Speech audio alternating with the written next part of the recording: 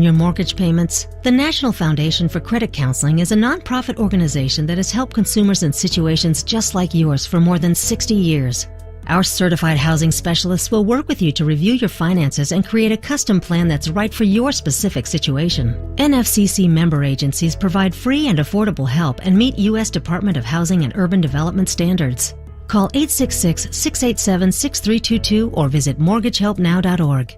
Need new tires? Skip the long appointments and bad coffee. With Go Mobile Tires Indy, order tires online and have them installed at your home or office. GoMobileIndy.com. We come to you. 93.5 and 107.5. The Fan. WIBC HD2 W298BB. WIBC HD3 W228CX. Indianapolis. The Colts wrap up the season as they host the Houston Texans. Coverage Sunday morning at 9 on 93.5 and 107.5 The Fan.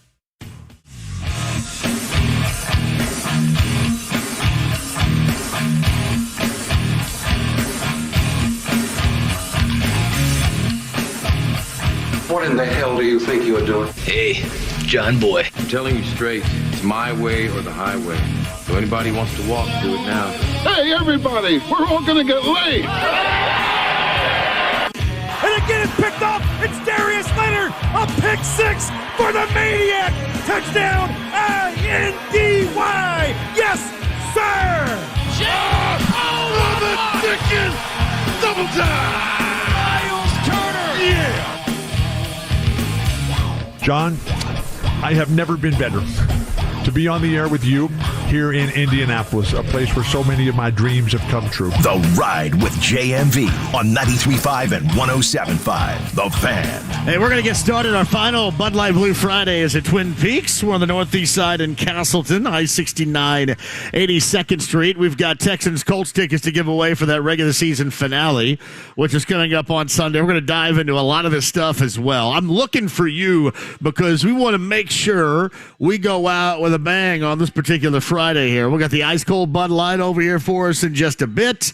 Have a good time with that. And I also want you to keep in mind, I have been told that we are off at 6:30, which means with this show I'm off at 5:30 because of Colts Happy Hour. So if you want to get in here, join us, great. If you want to get in on the phones, fantastic, or whatever other means in which you would want to join the show, we would love to have you. We've got IU, Iowa from last night.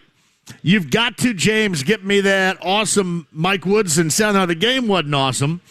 The down the stretch dealing with a zone, which we've seen before in the past, wasn't awesome. The in-game situation, I wanted to see the silver-haired nut kind of go out there and fight last night. I thought we were going to see that.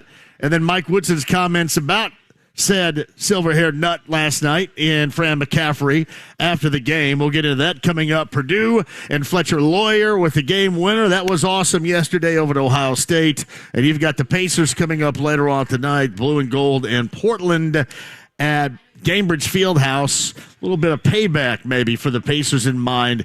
Remember a month ago, that 16-point loss on the road in Portland, that was a part of that 7-game Western road swing. And the Pacers try to get a little get back coming up later on tonight. You can't see him right now. I could probably slide the camera over so you can a little bit right here. Maybe we'll try to do so unless he doesn't want me to. There he is sitting right there. That's Chris Hagan of Fox 59 if you're watching via YouTube Live or however you're being entertained by us. Here he is. Hagan's in the house. Hagan, hello. You guys set me up for failure here because, like, there's one big spotlight coming down. There is. You guys are in the shadows. The less light, the better on me. I'm you're wearing almost my shorts. Transparent. I'm right translucent. There. Is that what it is? Translucent or transparent? I think it's translucent. Whatever. Whatever. Let me tell you what. I know we're going to delve into all this a little bit more. I know you love watching basketball. I love it. Man, out of the top 25 games last night, there were like 4 of them that were one-possession games. Right. I don't know if you were watching Gonzaga at San Francisco. Did you see that guy that was like our age on the baseline? Yeah, yep. He went nuts at the end of the game. Yeah, I love it. I'm like, and that's their annual opportunity at San Francisco to take down Gonzaga in the WCC, and Bolton had that and won down the stretch there, and that was the difference. Their national championship game. I know you're up late like me watching stuff. Yeah. They didn't show the replay. He's like our age. He's sitting baseline, and he was dropping all-time of expletives at a 20-year-old kid. I'm like, somebody's got to get him out of here. But yeah, excitement for Purdue, that big shot for the win, and then IU, man, up 3 touchdowns, and you blow that, just unbelievable. And then remember how we used to talk about in that Syracuse matchup zone game of Tom Crean years ago in the Sweet 16, and how IU didn't respond well to that. And then you have Connor McCaffrey after the game last night say, and I'm paraphrasing here, it didn't seem like the IU coaches knew how to handle our zone. That's after Mike Woodson and Fran McCaffrey. I shouldn't say those two almost got into it. Fran, like we've witnessed somebody on the sideline that is demonstrative, right? But Fran's a little bit different. Fran just looks really calm, and then all of a sudden his face turns purple, and he just explodes. He's like a volcano, an eruption. My first interaction with him, he was coaching at Siena, and they were playing Purdue. Yeah. And I don't remember where the site was because I've been to so many, but the media seats, we were right behind their bench.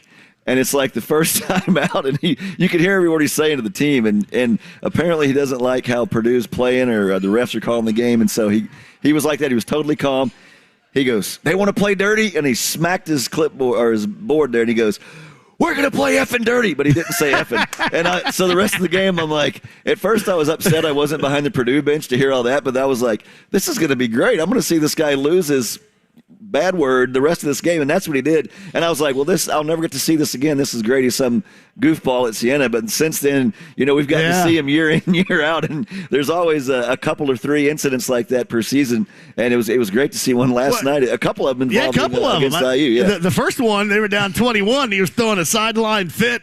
He looked like George Costanza whenever they nicknamed him Coco when he wanted to be T-Bone. He was Coco the monkey. He's like flailing away and arms are going and stuff, and he's all up on his guys. His guys kind of like going, hey, wait a minute, can you chill out just a little bit here?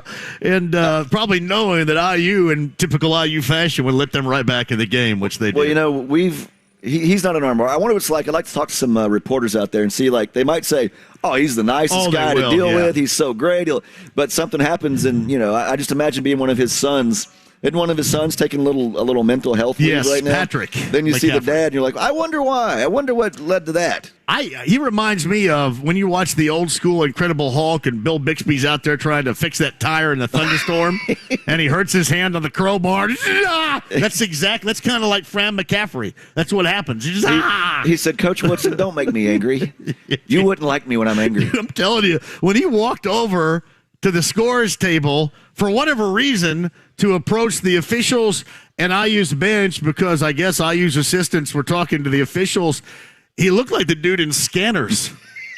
Oh, wait a minute, his head's going to pop off here in a minute. Well, obviously, he didn't like that the guy was, like, talking to the ref and had his hands on the ref, and he was like, well, what's this guy? Like, why is he the one talking to the ref? And then the guy's like, what do you care? And then it turned into Did we know who they teed up? Who did they? Did they tee up McCaffrey and then take it back? Or who did they tee up? They teed up. It looked like they teed up McCaffrey. There was a tee. I don't know what and then thought, well, wait a minute. If we tee him up here, he's going to be gone because he already has one. And then people have been saying taking it back or rescinded it or whatever. I don't know if I've ever seen that. Have you ever seen a technical be called and then, hold on a minute. No, I don't think so. Just kidding. No, sorry. My bad. You know what? You weren't that big of an a-hole. Everything's okay. And no tea here. That goes into it, too. The referees know, like, when a star player has 4 fouls, I think that's in their head. And they know, well, if that's it for him if I call that. And actually, you remember if there was a brief time when Shaquille was at LSU, there was a season where they changed the rule to have 6 fouls because he was fouling out so much. So they made it six fouls. So they're aware of who's fouling out when. And I think that's the case there. Like, hey, tee him up, way, he's gone if we do this in a close game, and that's not going to be good. That was fantastic. I thought it was last night. That was great theater. And listen, he should have been teed up. Mike Woodson did have every right to be angry afterwards. And I love this, too. James, tell me when you get the sound, because I think the morning show had it, and they probably have already edited it, but it was fantastic because he starts, when asked about that incident, with the, I really don't want to get into it, and then it took him like a half a second to BS, cuss, and he really wanted to get into it. Now, to me, while we laugh about that, and we enjoy that aspect of that game in Iowa City last night, it is still beyond disappointing that with this IU team, you see the same stuff over and over and over. And evidently it's something that this coaching staff finds difficulty in figuring it out. You always think that maybe they're going to get past it. But there was not a Hoosier fan out there anywhere that thought or felt comfortable with that 21-point lead. You all thought that Iowa would come back and that game would be hanging in the balance. And, I mean, it did. You combine that with the news regarding Race Thompson. You see that injury. That was pretty bad. And this is, this team just makes the same errors in the same ways that cost them like this in a game that you should have won. That you should have won on the road. And, that Iowa team's not that great either. I mean, it's not that they lost at home to Eastern Illinois earlier in the season, so that was a game. Yeah, I think that was their first conference win, I believe, for Iowa. It's like in the NBA, you're used to seeing big leads disappear, but in college, you can't have that. And in college, and I like people already know this, but, in the NBA, you can have games like that because it's such a long season. But in college basketball, losses like that, they affect the resume, they affect the net. Like these kind of things are things you have to put away and you have to win. And like you said, we've seen it before, and that's not good news for Hoosier Nation because there are going to be a lot of games like this that you have to close out and games you have to win, especially when you can collect a road conference win against the team that's been struggling. You just have to put those away, especially when you build up, as we said, a 28-7 lead. And still, even though that disappeared, you're up 10 at the half. Go ahead and finish that deal. Go out there and handle your business. Well, and also you look at an Iowa team that's ripe. That's absolutely ripe. Like Purdue, you're going to look back, if you're the Boilermakers, you're going to look back at that win. Sorry about that. That's always me. I can never hit anything. Look back at that Ohio State win. You're going to go, wow, because Ohio State was knocking down shots. Ohio State was looking good, and the Boilers just kind of hung around. And this is one thing, the game managing of Matt Painter at the end of that game. And I know a lot of people get sick and tired of us talking about Matt Painter, but I bring it up because it's legit, and you saw it last night when they stole that pass after it was inbound and when they're putting on the press, got the ball back, you could see, and this was just something that occurred to me in watching it, you could see Matt Painter on the sideline in the camera shot, and it was Morton that stole it. And you thought that maybe Morton had an opportunity to go in and try to put two on the board, or at least get himself to the free throw line. And Edey was on the bench. So then when Morton decided to go ahead and bring it back out and reset, that is when Matt called the timeout to make sure he had all the guys in there that he wanted. And down the stretch, he just handled a lot of things right. That was a tough game against a tough team, even without Zed Key, who was injured back in the first half. Boilermaker fans are going to look back at that, Chris, as a really nice win of the Big Ten. Especially when you think about coming off a loss, and then if you start off undefeated, number one in the nation. If you go back-to-back losses, that kind of gets in your head a little bit. But I think that completely reboots them.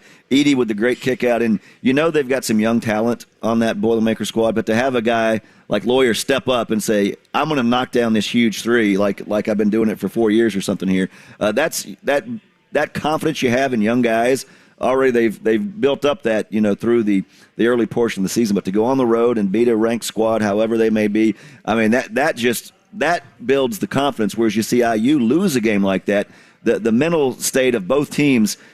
Some teams find a way to win, sometimes a team finds a way to lose, and that's what went down with the Hoosiers last night. Yeah, the thing that occurred to me with Fletcher Lawyer in mind was he did not have a good first half. He did not start in the second half. He's a freshman.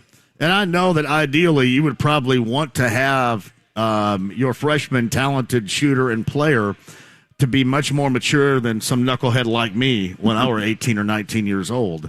But the fact that he didn't go away, he hung with it. There was no pouting going on. He got back out there and had, the the wherewithal to step up in that situation on what had been a bad night and stroke that three as the game winner when they needed it, that shows a great deal, I think, of maturation with him. He's talented. We know that maturation. Oh, sorry. Yeah, a great deal of maturation with him. And, again, that was as solid a win as you're going to see, especially on the road for the Boilermakers, because they looked ripe to go down. Ohio State was just stroking it from distance, from inside the line. Everything was seemingly working, but Purdue hung in there. Purdue would get down 9. Purdue would score maybe 5 straight. Purdue got down 12. They would score 9 straight. They just kept hanging around and made more plays and really executed better than Ohio State down the stretch. That's big time. How about Edey? He waits for the double, kicks it right out. I mean, that you're on the sideline. You're like, okay, they're probably going to double you.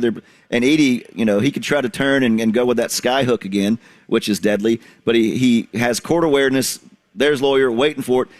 If he misses it, you're not going to say, wow, I can't believe he missed it. But to knock it down like that, and that's going to help him down the stretch. That's going to help them in the half-court game down the stretch when you're setting that half-court defense up in a late-game situation. If you're the opposing team, you're going to have to take that into consideration now. You can't just go all out on Edey, because if he has guys out there that are going to knock down shots like that, that frees up the inside a little bit too. Voice of the Hoosiers, Don Fischer, will talk about that IU game from last night as well. Both he and Eric, and friend of this show, our former engineer, Jake Robinson, had front row seats to the McCaffrey and IU bench situation last night. We'll talk to Don about that coming up here in the 5 o'clock hour as well. So, Chris Sagan, JMV, Twin Peaks, Bud Light Blue Friday. You can join us at Twin Peaks, 82nd and I-69. We would love to see you here. We're going to be giving away Texans Colts tickets coming up a little bit later on, and a lot more. And the ice cold Bud Light will be flowing today. So, what do you think about the measures in which the NFL, Chris, are taking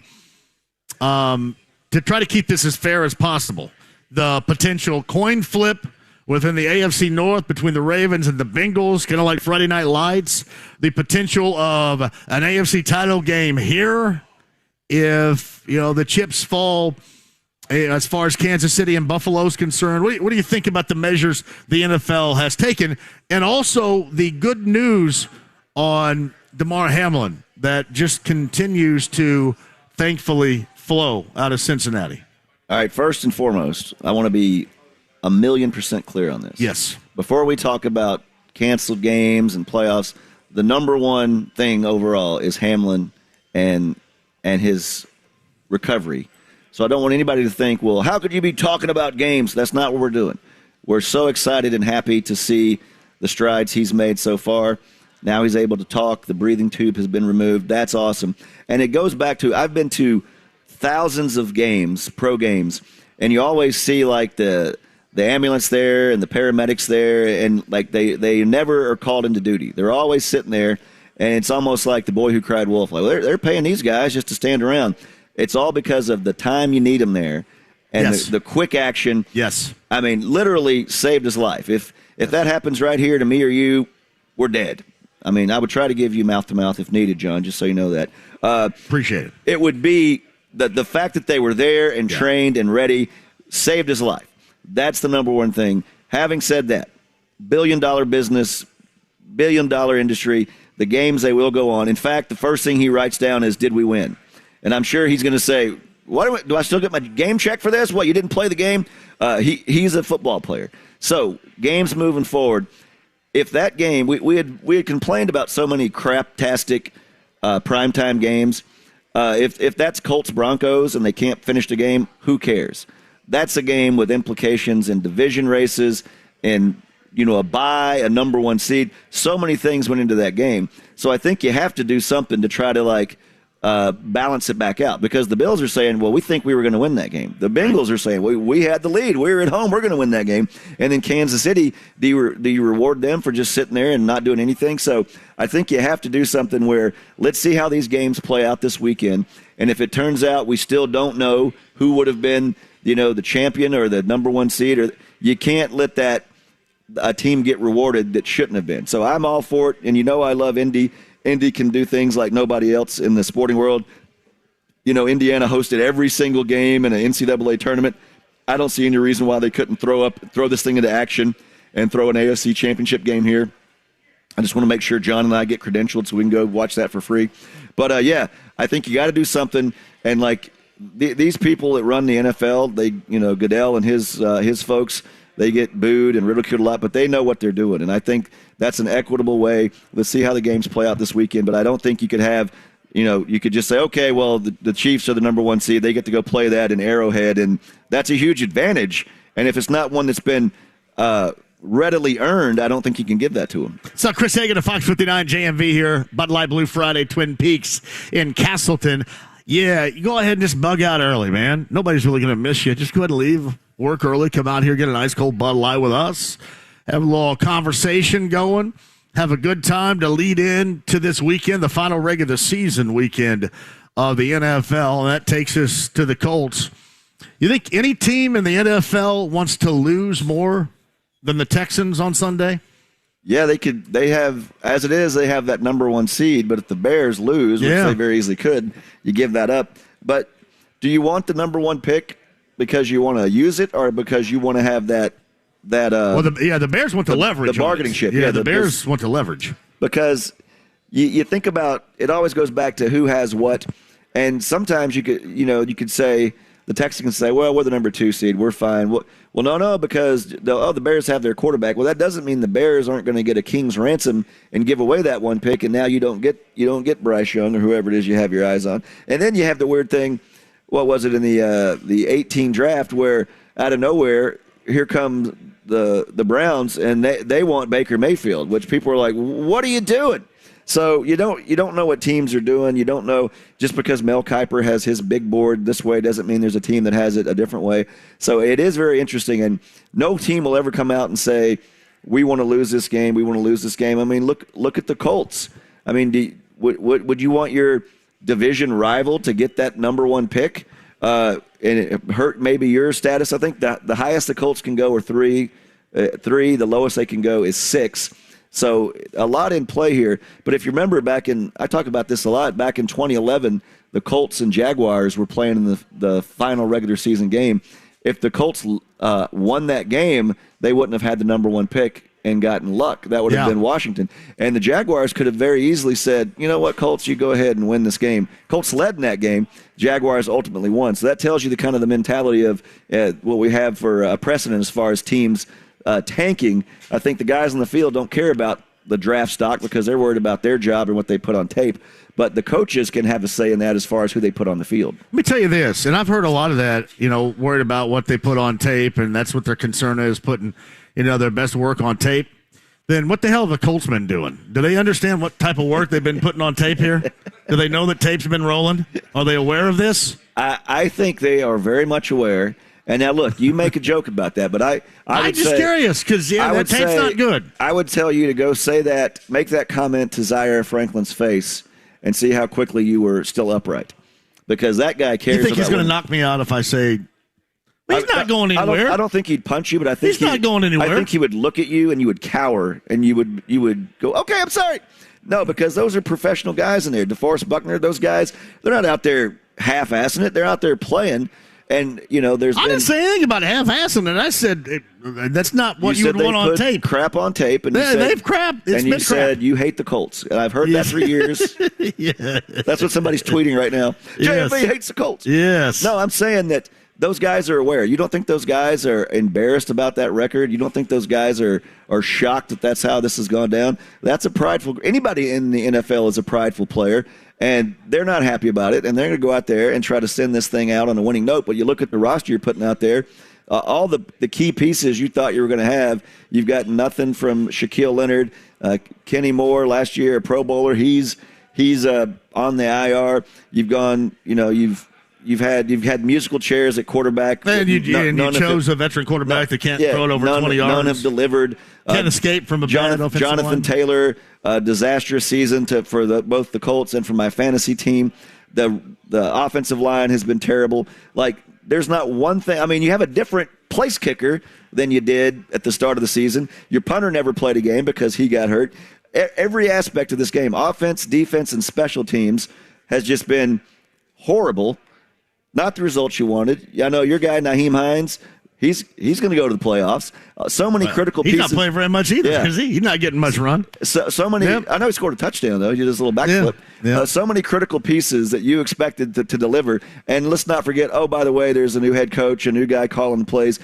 If you went back to when we were out there at training camp, chatting it up at training camp, and I'm getting sunburned, and you look at that team and the expectation, and then the coaching staff and roster and what they've actually done, I would say you'll find a hard time finding a more vast contrast between one to the other, except, of course, going back to that 2011 season when Peyton was out the whole time. But we kind of expected that. We knew he was banged up. No one expected this horrible season when you think Vegas had him winning 10 games and they were the odds-on favorite to win the AFC South. Well, I mean, Vegas also had the Pacers winning 22 and a half, and they're blowing past that. But we're just going by the product. And I want to hit a break and come back. Bob Lovell's going to join us on the other side as well. Should this be the final regular season game for Chris Ballard as general manager? With a couple of years remaining on a contract, no doubt about that, more than a couple of years, in fact, on a contract. But should Jim Irsay be looking in a different direction, much like he has been as head coach, much like I'm assuming they will once they go out there and start interviewing guys again? Is there look what's here. Is there time for a change? Get back to that on the other side, too. Right. Chris Hagan's over there at Fox 59. The ice-cold Bud Light has been delivered. Thank you very much. We're all feeling really good about that. Look, they put that right. She did that right in the camera shot right there, too. I think that covers up your legs. Thank goodness. What's happening with those legs over there? She did that on purpose. Yeah. I thought about shaving them. What do you think? Yeah.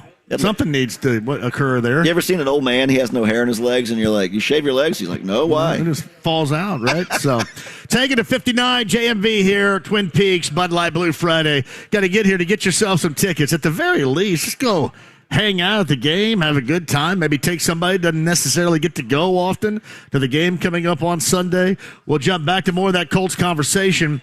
And I know a lot of you, before we hit this break, wanted to hear the Mike Woodson sound after the game. We'll play that coming up a little bit later on. I'm not going to do that right now. We'll reset that a little bit later on with what Mike Woodson had to say last night after the game regarding Fran McCaffrey, the Silver Fox, being over there all purple, ready to go toward the end of that game, getting teed up and then having the tee be rescinded, brought back, however you want to describe it. We'll get you that sound coming up a little bit later on. I mentioned Bob Lovell's going to join us, Mike Wells of ESPN Radio, top of the hour, 4 o'clock wise, and then Don Fischer's going to be here, voice of the Hoosiers, in the 5. Twin Peaks, Bud Light Blue Friday, Chris, John, 93.5, 107.5 The Fan. Hey, this is Lisa Stofan. Heard the Mark Patrick weight loss hypnosis hype? Well, I attended because my father stopped smoking with hypnosis. Hypnosis eliminated my desire for soda and fast food, made me want to exercise, and I lost 60 pounds in 6 months. My energy level exploded.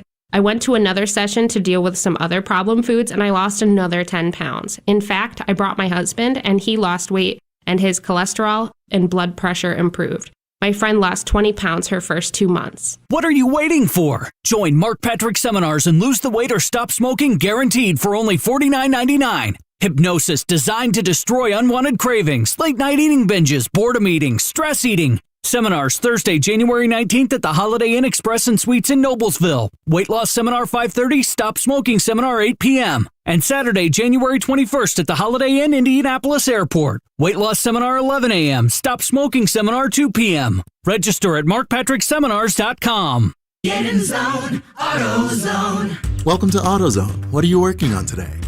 Oh, want better visibility to get you through the winter? A new pair of premium wipers can help. Right now, you can earn a $10 bonus reward when you buy a pair of Rain-X Quantum Wiper Blades. See better and stay safe on the road all winter long. Get the parts you need when you need them at AutoZone or AutoZone.com. Get in zone, AutoZone. Restrictions apply. Offer available to AutoZone Rewards members. Hey, John here for the absolute best out there. My friends Jason, who celebrated a birthday yesterday. Jason Get 'em Associates 2023. If that's your year like it's mine, to look for that custom remodel, even on the exterior as well as the interior. Let Jason Get 'em and Get 'em Associates. Let them handle that for you. The absolute best. It's Get 'em Associates for you today. Again, that custom remodel. Interior, exterior, kitchens, baths, screen porches. Man, to make that outdoor space your own. That's what you're looking for, and that's the greatness of Get 'em Associates. 35 years of experience serving Central Indiana.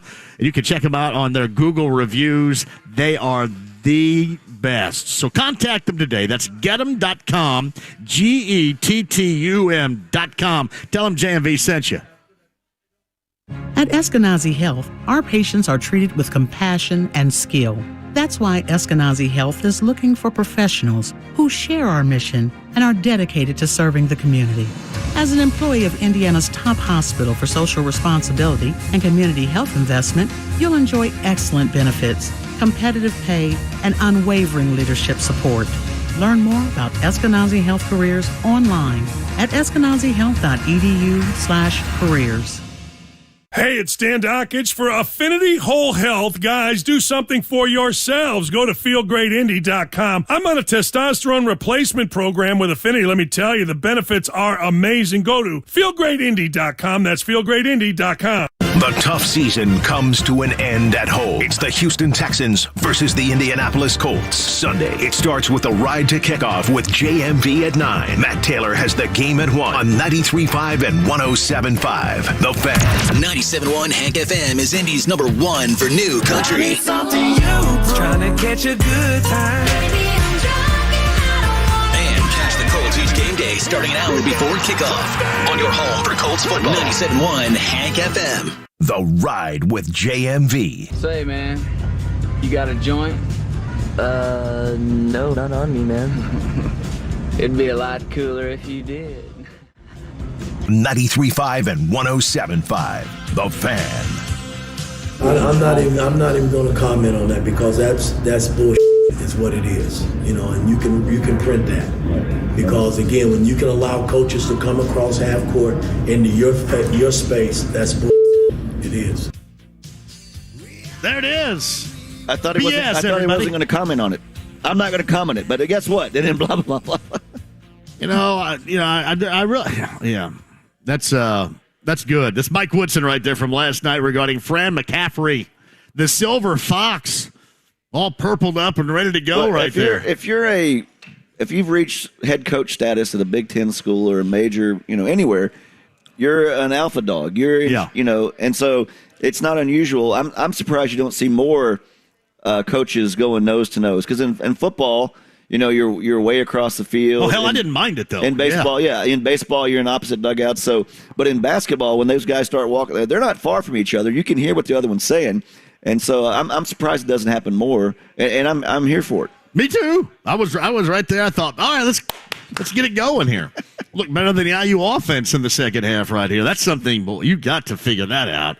And it just kind of seems like you're already down Xavier Johnson and now Race Thompson. We'll see where that is. And I thought Hood Schifino played really well last night. Had 21, knocked down some threes. One of those final possessions that were drawn up when it had him going to the basket was a little odd there too. But Trace goes for 30, not enough. And Chris Murray, by the way, went for 30 as well. and 10. Yeah, he went for 30. It also shows you and how important free throw shooting is. I mean, Iowa knocks down free throws. Some teams, can't make free throws, and just because I'm wearing my Mississippi State sweatshirt. Earlier this week against Alabama, they missed 18 free throws, 18 for 36. They had a starter who went 3 for 15, and that's not how you win ball games. And that's why it seems so simple, but in games, like I believe the last 10, 11 points that Iowa scored was all from the free throw line. They were didn't have to make a field goal. And IU missed some too. Yeah, Trace missed a couple there down the stretch, and you got to make them. You do. That was a game where you're going to look back. As much as I say that Purdue's going to look back and go, "Wow, that was a really good win at Ohio State." IU's going to look back at that and say, wow, look what slipped through our fingers in Iowa City because it was right there. Is Bob ready, James? Andy Moore Automotive Group Hotline, our good friend from Indiana Sports Talk, tonight, tomorrow night. Catch it, Network Indiana affiliation. All the stations around the state. It is Bob Lovell on the Andy Moore Automotive Group Hotline, brought to you by our 14 Central Indiana CarX locations. Hello, Bob. Hey, John. How are you and Chris doing? We're great. Would you tell your kids back in the day, you got to hit your free throws? You got to hit your free throws. Yeah. Well, I think anybody who's ever touched a ball understands it, and you know, it's just one of those things where it's called a free throw. You're there because you made your opponents make a mistake of some kind, and you don't get things, you know, that often. It's not easy to score, and so when you get the opportunity, you need to take advantage of it. And that's one of those easier said than done kind of things. But, you absolutely win and lose games oftentimes by what you do or don't do at the free throw line. All of us know it. Doesn't take someone who grew up in Indiana to understand it. Everybody knows it, and that's what makes it frustrating. And I'm sure there are people out there saying, well, don't they work on free throws? Well, yeah, they work on them every day, and coaches are coaching them every day and talking about it. It's not just like, hey, you go into your team and yell at them and say, start making free throws. There's a little more to coaching than just that. It's a mental thing with most people. And so, you know how it is. Not everyone has that assassin skill that you had at Eastern Green, that you're going to knock them down no matter what. Not everyone has that opportunity. Feeling good about that. Bob Lovell, Indiana Sports Talks on the Andy Moore Automotive Group hotline. Plus, yeah, if you're Mike Woodson and IU, you may want to work on a little bit better zone offense concept and not get called out by the opposing coach's son, who was on the floor last night after the game, regarding how that went down. But I did want to ask you this. As a former coach, is there an unwritten, written etiquette on assistant coaches conversing with game officials and, you know, a particular space for head coaches talking to referees, and something obviously that it looks like Fran McCaffrey initially last night, late in the first half or second half, took exception to, and certainly Mike Woodson did, and his staff did, and Mike Woodson alluded to it after the game. Is there protocol etiquette that the coaches go through here? Yeah, absolutely. Coach to coach, coach to officials will very easily tell you, hey, I'll take all kinds of abuse from the head coach. I will not listen to word one from an assistant. And, look, I've had more than once in my career a few years ago, had problems with my opponent's coach on the sidelines. And I'm not proud, but more than once threatened to knock the other guy out if he didn't shut up. And so, yeah, I mean, I've been through it. It's not much fun, and that's why you have assistants on the bench grabbing you and making you stand where you need to be. And I think it is a protocol between coaches. You coach your team, I'll coach mine. That's your end, stay there. And if you don't, then we're going to have a problem. So, yeah, I'm not at all surprised. I would think, John, I'm sorry, talking about things I used to do. I would think you might want to start by guarding somebody. I mean, I right there, I think your biggest problem, missed free throws aside, injuries aside, how about you guard somebody? You won't win on the road if you don't, and they're not winning on the road. So focus on, and they're a decent defensive team. Didn't look like it at all last night. Well, and a little bit of something about IU, and this has been their problem for a number of years. That certainly is a precursor to the last year and now almost a year and a half since Mike Woodson has taken over, is they can be strong when they're feeling good and things are going right. But if something goes the least bit haywire, Bob, I'm talking on either end here, offensively or defensively, they have, historically speaking, have a difficult time getting through that. And I thought you saw that again last night, too. I mean, they got that zone thrown at them, and they were just a discombobulated offensive mess in the second half. No, they did not react well to it at all. Didn't adjust like you kind of thought they would. Still scored, by the way. But that zone affected them, is I guess what I should better say there, Bob. Well, this is the kind of thing that kind of changes tempo around, kind of changes rhythm around. You know what that's about. And sometimes you make a move, a simple move like that, and you're thinking, well, that shouldn't bother us. And sometimes, for whatever reason, it does. I think they have. Again, Big Ten season just starting, so to speak. They've got a lot of time. They're a good basketball team. But what concerns you is they haven't beaten good teams on the road. They haven't, basically, they haven't really beaten a lot of good teams. The injuries are an issue. It's an offense that we throw post, we kick out, and then we hope. You know what I mean? So if we can't score on a post pass, get it into Trace Jackson Davis when it comes out, we may or may not get something. We don't necessarily shoot it that well. We don't make some great decisions. You talk about that's a lack of a point guard or what have you. I think they have a multitude of issues, and it's a tough conference for you to try to find your way in the middle of it. So they're under some challenges without question. And I think this weekend, you got Northwestern coming into your place on Sunday. I think we all would expect a better effort, specifically on the defensive end when they play Northwestern. So Bob Lovell joining us. In your past as a coach, have you ever seen in a game in which you've been coaching a technical given and then rescinded like that in that same moment? Yeah, more than once, sure. More than once. Like sometimes officials recognize that they may have been too quick on the trigger. They made a bad decision. I mean, it's not unheard of. It doesn't happen very often, but absolutely. I had one in the NAI National Tournament when I was at IUPUI, and one of our players took a shot that I took exception to, and my choice of words were not really good, and I might have actually dropped an F-bomb, and as an official's running by me on the bench, he stops dead in his tracks and turns and gives me a tech.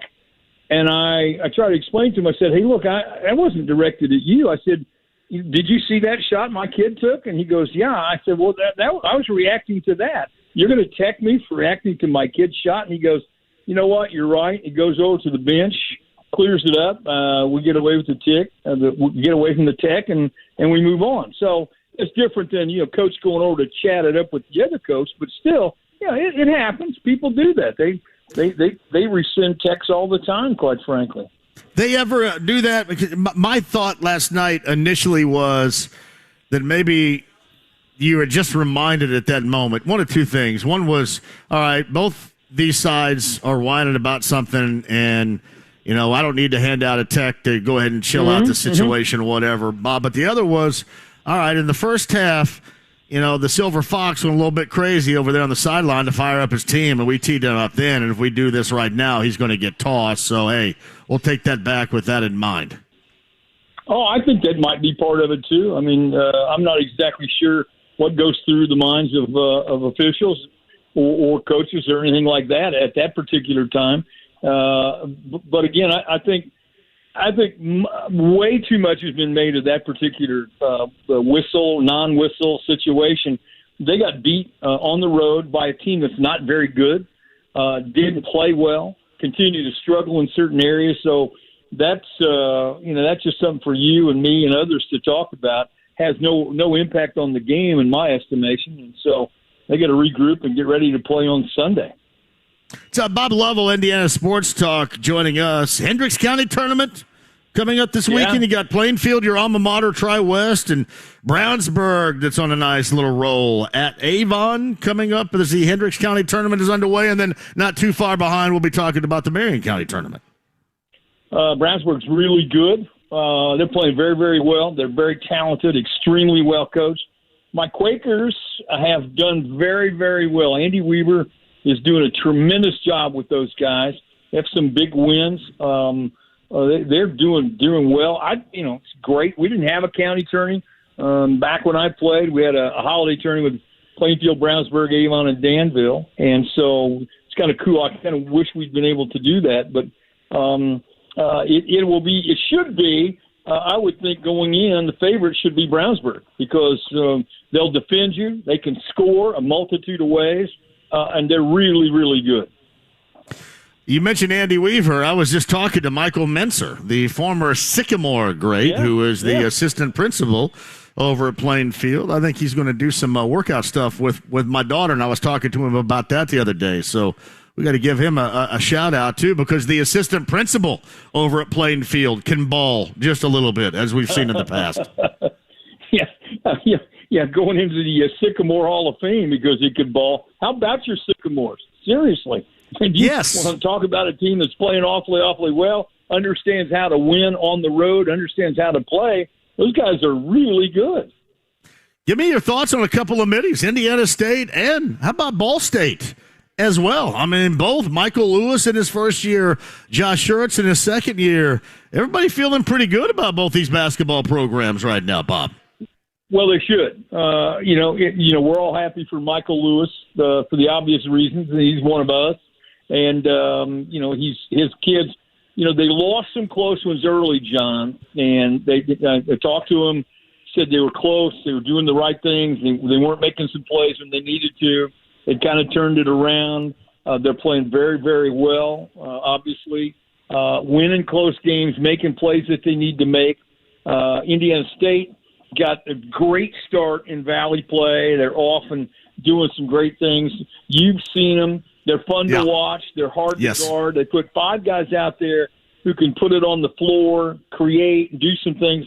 They're hard to match up with. They can shoot it. They're defending better, playing with an awful lot of confidence for the obvious reasons right now. And so, the Valley is not as overwhelming as it used to be, but still, there's some very difficult teams to play, especially on the road.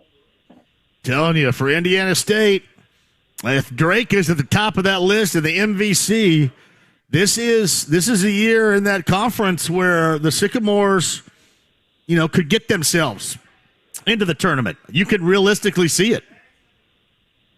No, I don't think there's any question, especially with these non-conference wins that they rolled up, and you're getting off to a pretty good start, and it really, truly does matter what the seeding comes down to as you get into the Valley tournament. So hopefully they can stay injury-free and continue to play the way they're playing. Bob Lovell of Indiana Sports Talk got you covered with all that later on tonight and tomorrow night. What's on the big show, big fella? Lots of high school basketball. We're back, that first weekend after the holidays, so we got a lot of games, a lot of college stuff to talk about tomorrow night, but hopefully wall-to-wall basketball tonight and tomorrow night. Better go to it, buddy. I appreciate you more than you know. I love this time of year because for high school basketball, for the fellows in high school basketball, I mean, you really start the teeth of your conference season, and for the ladies, you're going to get in that stretch run and, get ready at the end of this month to do a little bit of a sectional draw, and then the postseason's underway. So this is a hell of a time of year. Just to make you feel crazy, the 22nd of this month is the pairing shot. That's whack. That is whack, Bob Lovell, right there. That's a little crazy. That is just a little bit crazy. Happy New Year to you down in John, Franklin. Thanks and we'll do it next week. Thank you, Bob.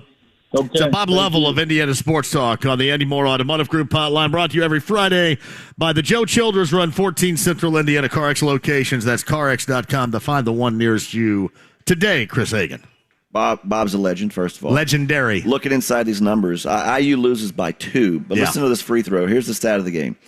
Iowa shot 25 free throws. How many do you think they made out of 25 free throws? I think they made all but 2, did they not? They made 22 out of 25, 88%. IU shot almost as many free throws. In fact, one more. They shot 26. They missed 8, right? They missed 9. 17 of 26. I was one off in both those. I've been good on the Price is Right. They missed one on purpose at the right. At the that end. Was Galloway's miss. Which, by the way, I know. When you do that, you can't do it that way. You kind of wanted to high carry them. That looked like the eighth grade kid when you say, "Hey, John, missing on purpose," and you just go, "Bam!" It looked like when we did the media games on Tuesday, and some of the guys we played with, that looked like their jump shot. Mine included. So IU shot 65% from the free throw line. Iowa 88%, and therein lies your 2-point loss. That is. Knock him down. Got to put that thing away. You do. Easier said than done, and especially with this IU team, it has been much more difficult than we make it seem. They just have a lot of these same old issues that you sit here and you wonder if you're ever going to get past them with this group. You do? Well, was it Mike Leach said, the great Mike Leach, you're either coaching it that way or allowing it to happen. Either one is bad. Quick break and we'll come back. We'll talk about the future of Chris Ballard. Is it going to be passed even with his contract ongoing this Sunday game against the Texans? Should it be? Should it not? Chris Hagan rejoins. JMV Twin Peaks, Bud Light Blue Friday, Ice Cold Bud Light, Texans Colts tickets to give away. A shout out to Sarah, who brought me, because I forgot my kids are always using my iPhone, my charging cords, and there it is at home. I don't have it in my bag. And, man, Stevie G's in the house today, man. Great to see you, brother. That is awesome. Local legend when it comes to promoting concerts around here, putting together some of the great shows that you have ever witnessed in the history of Central Indiana. Steve has done that. Thank you, Steve, for showing up as well. Quick break. We'll come back. Me, Hagan, Mike Wells, top of the hour, inside the lounge via YouTube Live, 93.5, 107.5 The Fan. Be ready for snow at the Mower Shop in Fishers with a gas or electric Toro snowblower, and prepare for mowing season with discounts on select Spartan mowers. 317-849-9500 and themowershop.com. Hey, it's JMV. You know, I'll never forget the first time someone pointed out the bald spot on the back of my head. That's why I went to We Grow Hair Indy. Here's Darren Andrews to tell you more. For over 20 years, we've been restoring hair for men and women with every type of hair loss and every ethnicity. No matter the reason for your hair loss, we're here to help. And our friend Rajiv Ram, two-time Olympian and tennis professional, can attest to this. I wanted more hair, and they have the best technology there is for it. We Grow Hair Indy cared about me and did exactly what they said they would. The results have been amazing. I had the multi-unit hair grafting procedure, and I loved that they could fill in my thinning hair on top of my head.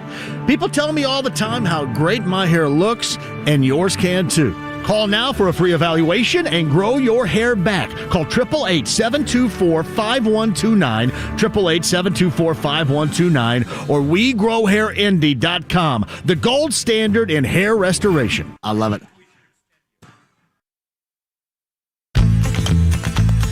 Bowling, bowling, bowling, keep them balls a-rolling. Bowling, bowling, bowling. Royal Pin. The holiday season may be coming to an end, but the fun is just beginning. Make your plans now for a party at any Royal Pin Entertainment Center. Treat your employees to a great time with bowling. Appetizers from chips to heavy hors d'oeuvres, food packages from pizza to prime rib, and a wide range of party options from just bowling to laser tag, limitless VR, go-karts, arcade, and more. You can upgrade with adult beverages, craft beer, premium spirits, and frozen drinks. Want a custom party? Their sales team can make it happen. Reward your team for their hard work. Email events at royalpin.com or visit royalpin.com to book today. That's events at royalpin.com. Royal Pin, bowling, bowling. Royal Pin, bowling. Hey, it's John here. Sorry about the false start, but I want to tell you all about Indiana's best. That's Eric Wilson and Andy Moore Buick GMC, 131st State Road 37 in Fishers. Who out there needs a new ride? You guys need a new ride? Want a new set of wheels here? She's looking at me like she has, yeah. What are you talking about, sir? No, they have a great price and really the best service after the sale you're going to find anywhere. And I can tell you this, the GMC Acadia Elevation Package is the absolute best. You will love it. Check that out today, and all you have to do is go up to Eric Wilson and say, JMV sent me. Can I check out what you had to offer? Then Eric's going to go to work for you at Indiana's best. Andy Moore Buick GMC, 131st State Road 37 in Fishers.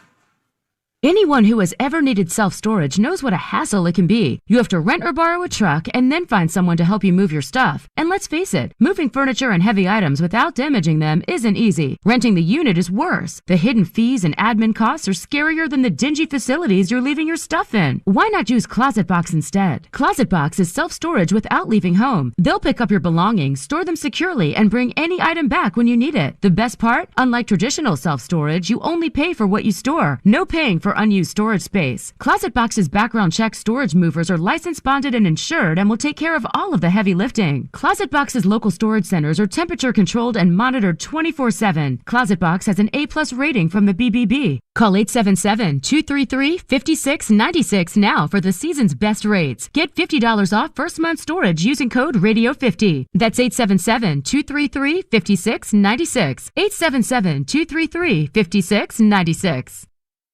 Are you ready to propose to the love of your life? Just as you can imagine all the possibilities for your future, At Shane Company, we can help you imagine all the possibilities for the engagement ring. With the largest selection of unique ring settings in every price range and great financing options, it'll be easy to create the perfect ring. We have solitaire styles, diamond halo rings, designs inspired by nature, and more. For the center stone, we offer natural diamonds and lab-grown diamonds, as well as natural gemstones, including rubies, sapphires, peach morganite, aquamarine, and amethyst. You can also choose a perfectly preset ring. It's proposal ready. At Shane Company, every center stone has been hand-selected by our experts to ensure it meets our high standards for quality and beauty. Unlike other jewelers, our warranty is free, for life, and even covers your center stone. Visit the store or order online. Find the perfect ring for the one you can't let go. Now you have a friend in the jewelry business. Shane Company and ShaneCo.com. Pick up USA Fitness Noblesville for your New Year's resolutions in 23. Basketball and state-of-the-art workout equipment near 146 and 37. Find them on Twitter, Facebook, Instagram, and TikTok. The Pacers welcome the Portland Trailblazers to the Fieldhouse this evening at 6:30 on 93.5 and 107.5 The Fan. The Ride with JMV. Nachos, lemon heads, my dad's boat. You won't go down cause my 93.5 and 107.5 The Fan. Twin Peaks, Castleton, hello. There's Travis here. Bud Light Blue Friday. Devin, the on-site engineer, thank you for joining us. Got Texans Colts tickets to give away a little bit later on, too. Don Fischer, voice of the Hoosiers, 5 o'clock hour. We'll see if he's got any more info. It was right in front of him, the way that toward the end of the game situation between the IU and Iowa coaching staffs. Actually, it was just one. It was Fran McCaffrey and the IU staff. And the officials, that was right in front of Don and Eric. And John Herrick, I'm assuming, last night as well. I'm assuming John was on the road. Maybe he wasn't. But certainly Don and Eric were right there with a front row seat. We'll talk to Don coming up, the voice of the Hoosiers in the 5 o'clock hour. Mike Wells in a second. Hagan is with us. I mentioned Chris Ballard, year 6. Should he see a year 7 in your estimation?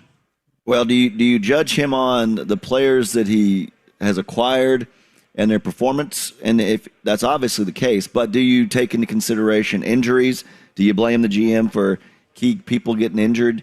Do you blame him for players, that have been great and for some reason they're not as great anymore? It is interesting when you've seen this franchise likes to clear the deck completely. You've seen them on 2 occasions bring in a new head coach and a new GM at the same time, or with just 1 year's difference. So that lies on Jim Irsay. He said he's going to be back. We've heard him say, on the record that Ballard will be back. Does he deserve to be back? Well, that's not what I'm hearing from a lot of fans, and I know you've heard the same.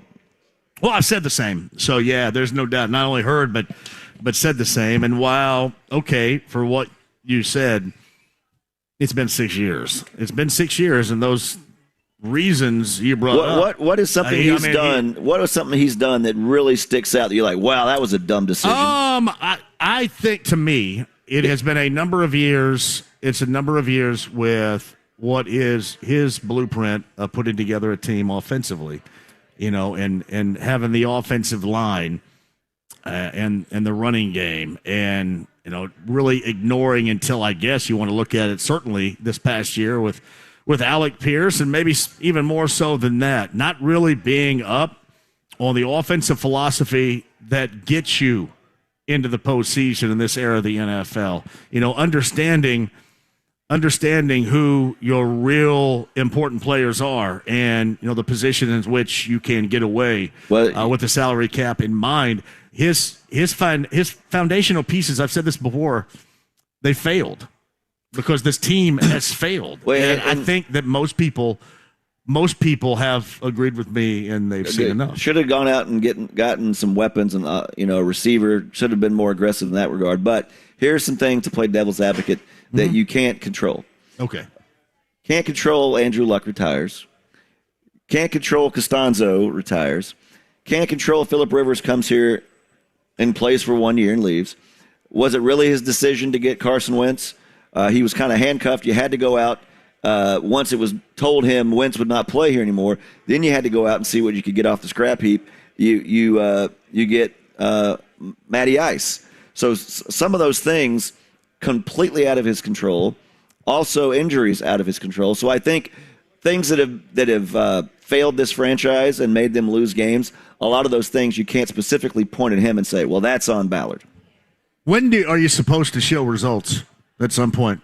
I mean, will this just continue in this cycle forever with everybody that's kind of pro Ballard right now? Will we be in year 16 and still searching for a playoff? What I'm saying is, other than going out and getting a receiver, what could he have done differently? You have number 1 draft picks on that offensive line. They've played well. They've been Pro Bowl guys.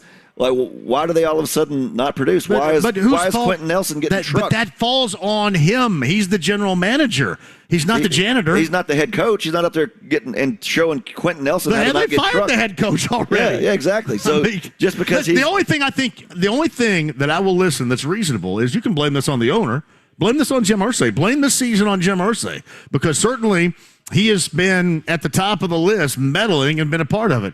But he's not going to fire himself. You can't fire yourself, yeah. I think I would say that Ballard has not done anything that's horrible that I would say he's got to go. But you're right, it's a results-driven league, and they haven't been there.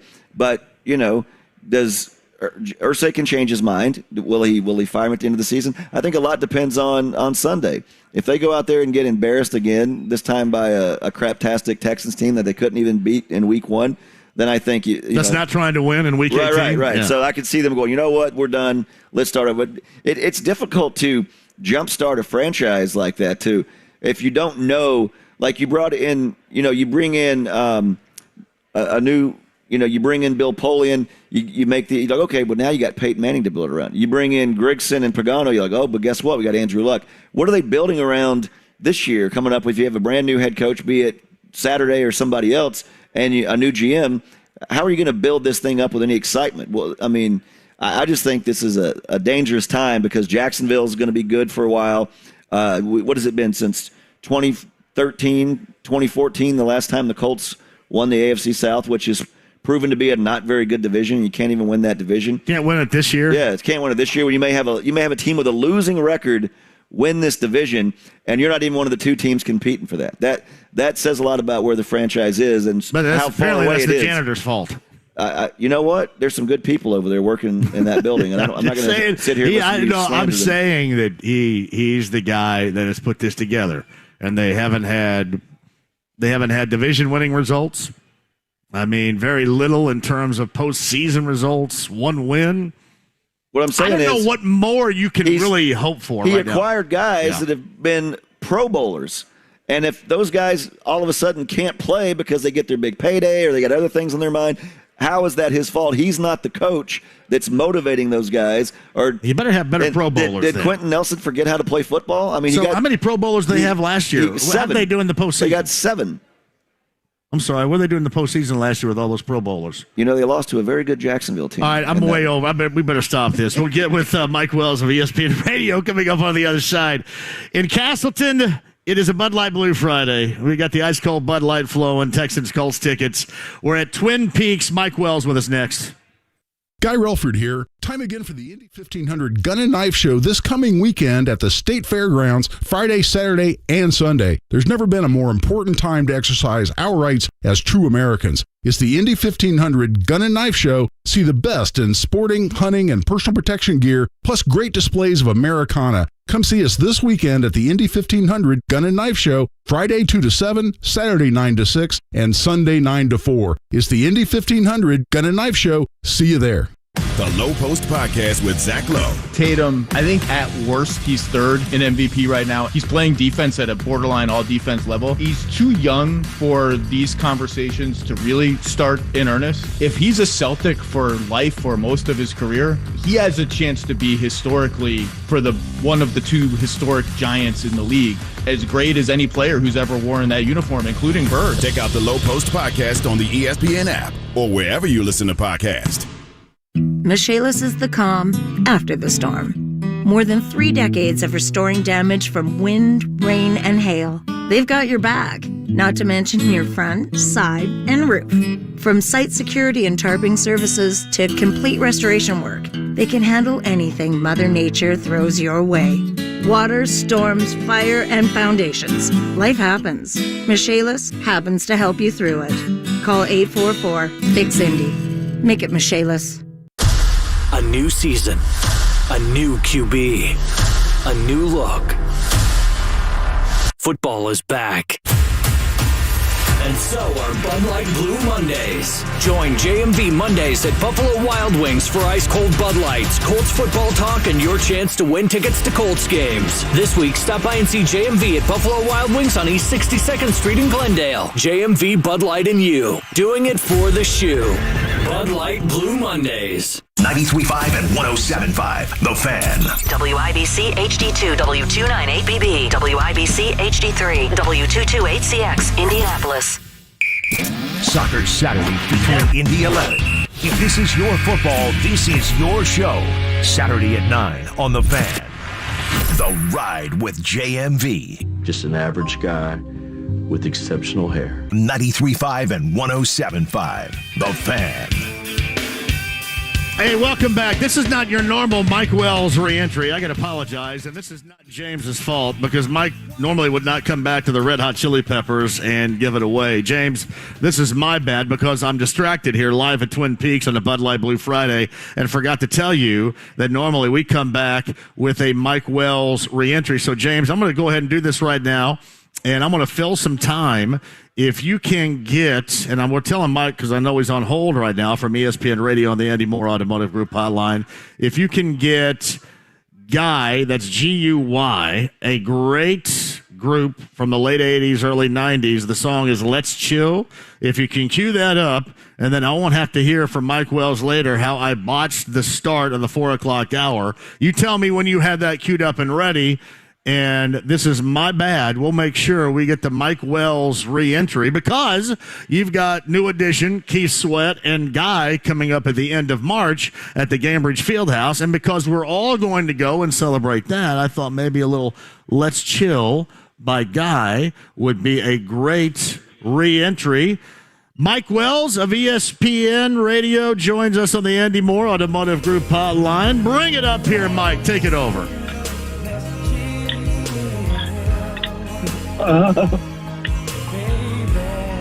Man. First time I saw your face. Girl, I had to have you. I wanted to see you in a warm embrace. Visions of our love, babe. Oh, that is so good right there. You know, you sound a hell of a lot like both Teddy Riley and Aaron Hall right there. That's a job well done out of you, Mike. Just like him. Listen, hey, James, thank you for having me listen. And, Jay, you went 99 yards, fumbled the ball, but you pulled an Andrew Luck.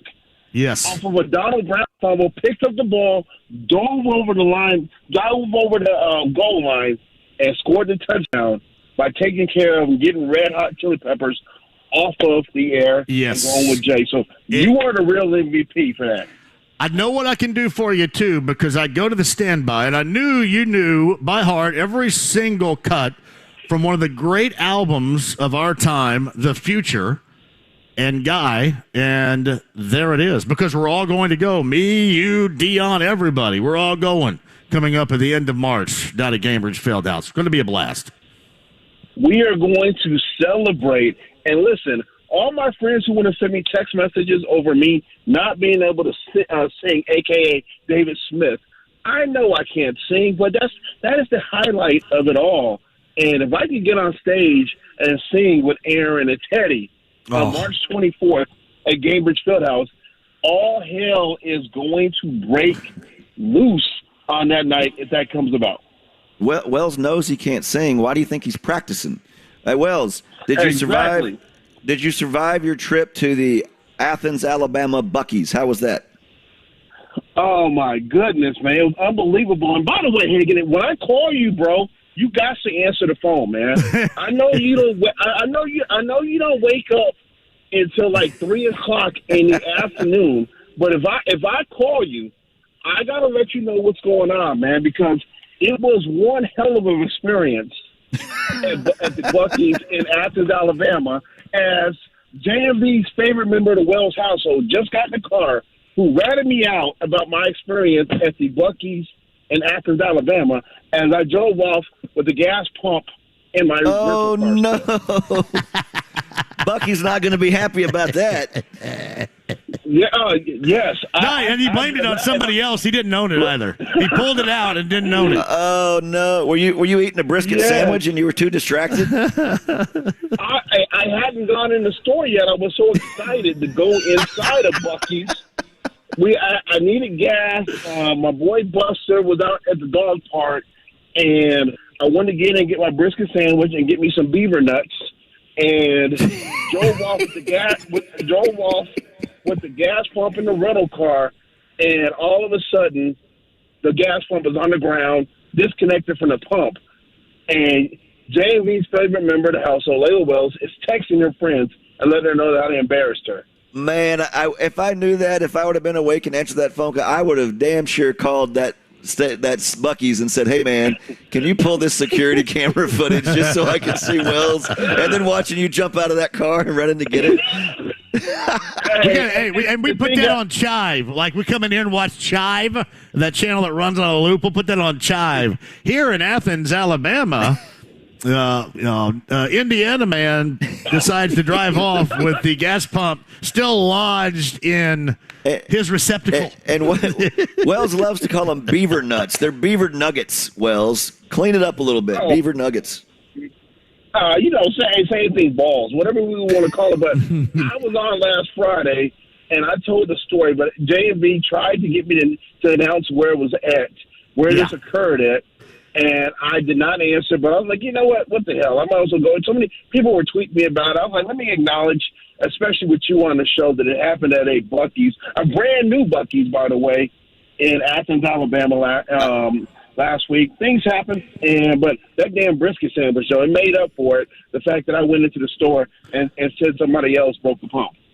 I don't think they're going to extradite you for breaking the pump there. But, yeah, I turned our guy Joel Erickson on, and he went to his first Buc-ee's, and it was in Athens. So we've given enough free airtime, Johnny. So let's why don't you ask Wells what you just hammered me about Chris Ballard. So Mike Wells on the Andy Moore Automotive Group hotline. Of course, you covered the Colts for certainly most of the Ballard era. Even with the years he still has on his contract, should Sunday be his final game as general manager of the Colts? Man, you truly put me on the spot on this one. But you know what? I would do the same thing. I love to put people on the spot. I don't see how there's – and I'm not saying somebody should be fired because I'm not the owner. But you look at Ballard's resume and the fiasco that happened this year and the lack of competitiveness of this franchise over I don't remember the last time this team even competed. With the first half of the game against the Vikings, 2 quarters over the past, 6 weeks? If I'm Irsay, to put it frank, I tell somebody, I'm cleaning house. I am cleaning house in this organization. And who's ever coming in to run the front office, I am going to politely ask my boss, Jim Irsay, can you stop getting in front of the camera and talking about this team is ready to make a run, this team is ready to, surpass potentially now the Jacksonville Jaguars as the AFC South champions, and when you've only been to the playoffs twice since 2014. They need to worry about putting a respectable product on the field. So yes, I'm cleaning house if I'm Jim Irsay. Hagan has mentioned that it's not on Chris Ballard here. Go ahead and explain to Mike the explanation you gave to me before the end of the 3:00 hour. Well, I said, what's something you can point at that's you put on Ballard and say, oh, this was a horrible decision. I mean, he didn't control Luck retiring. He didn't have as much say. He didn't have control over Phillip Rivers bouncing after 1 year. They'd gone to the playoffs and competed that year.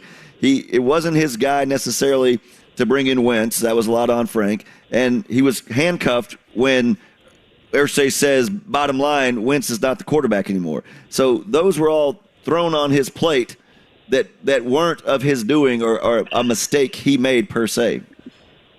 All right, so I'm going to go ahead and say, yes, Frank Reich went to bat for Carson Wentz, But Chris Ballard has the power to say no. This guy got benched. He's not the same player he was in 2017 pre-torn ACL.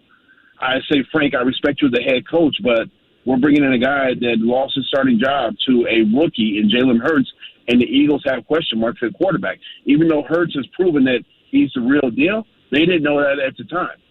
And then Chris Ballard, Anthony Costanzo retires, doesn't go out and get a left tackle. Doesn't get a quarterback in the early part of the draft, one of the first 3 rounds of the draft, to try to groom and get mold and get ready as you continue to just plug guys in to play the quarterback spot. He did not address the two most important areas outside of pass rusher are left tackle or right tackle, depending if you got a right-hander or a left-handed quarterback, and quarterback. And Chris Ballard has failed in that area. He has failed miserably in that area. Would you trust him? This is something John asked me a month or two ago on the Fox 59 show. Would you trust Ballard with a top 5 pick in this year's draft? I'm going to listen to his opinion, but I'm going to have a lot of say in it. I'm on Ursay. I'm having a lot of say in this situation on what you're going to do, because they have to get a quarterback. If you have a top 5 pick, what position? I mean, what are you going to take, a left tackle? You got to take one of those quarterbacks that's on the board. You can't sit there and say, "Oh, this guy's not good" or whatever. You're potentially looking at, obviously, Bryce Young is going to go number 1 to the Texans if the Texans, finish there. The kid from Kentucky is out there. You got C.J. Stroud. How can you sit there and speak to your fan base if you still go into next season with uncertainty at quarterback? You can't go in and say, we're just going to find a guy in free agency, because that approach is not working, with the exception of Phillip Rivers. Phillip Rivers came in and drank from the fountain of youth and was very impressive in his 1 year. So, no. Mike Wells. Hagen, I love you, brother, but, you kind of giving Ballard a pass. I know. I'm saying there are some things you can blame on him, but some of these, some catastrophic decisions like, I can't believe he did this. I mean, he gave money to first-round draft picks on that offensive line, guys that were supposed to be generational talents, and they haven't produced. You have the NFL rushing leader comes back, doesn't get the line help he needs. He gets hurt. You have a leader on defense in Shaquille Leonard. He gets hurt, has a surgery, playing catch-up the whole year. Those are things you can't foresee as a GM. And I said, he didn't go out there and address the receiver situation. There are things he didn't do, but I don't see catastrophic decisions he's made where, okay, let's get him out. Now we got a top 5 pick. Let's bring in some first-time GM and trust him to go out there and put this together. It's just it's a unique situation where you've had a guy that's gone out and found throughout every round of the draft has found players that have produced at a high level, and for whatever reason, they all got together and decided they were either going to get hurt or not produce this year. Mike, I got a question for you. Actually, a question for you both here, and you can revisit this. In the past couple of years, what have been the worst Colts extensions, the most egregious Colts extensions? You give me yours, Chris, you give me yours, and I'll give you mine. I'm going to go right now. I'm going to say two of the 3 on the offensive line. If we're going off of today, I'm going to say Ryan Kelly and Braden Smith. I'm going to say Chris Ballard and Frank Reich have been the worst. And that was kind of a trick question right here. That's kind of a trick question, but I think that those extensions have kind of led us down the path of where we are right now. And here's the thing that I don't want to hear. Bob Kravitz said this, and I don't know if I quite believe it entirely, but Bob, earlier this week when I asked him if this Ballard thing at all is about money, he suggested it was. And I always state it this way. It's easy for me to sit here and talk about somebody else's money and what they should be doing with it, right? It's very easy for me. But if you're Jim Irsay, and knowing what everybody has said about Jim as an owner, he's going to go as far as he can, spend all this money, everything is about winning, that is where the target is. This can't be about money. if you're Jim Irsay right here. It might be able to be if you're another owner around the NFL, but from what we have heard, how it's been described, and what we have known about Jim Irsay, this Ballard decision, if it happens to be financially driven, can't be. What do you think? No. Listen, you can't sit back and say, now we can't get rid of him because we're paying this guy X amount of dollars. I mean, and you speak of extensions, boy, once you lead organization, Jim Irsay has no problem, backing up the four-wheeler over you 25 times. He did it with Carson Wentz last year. He did it with Frank Reich and saying that, you shouldn't have given him that contract extension.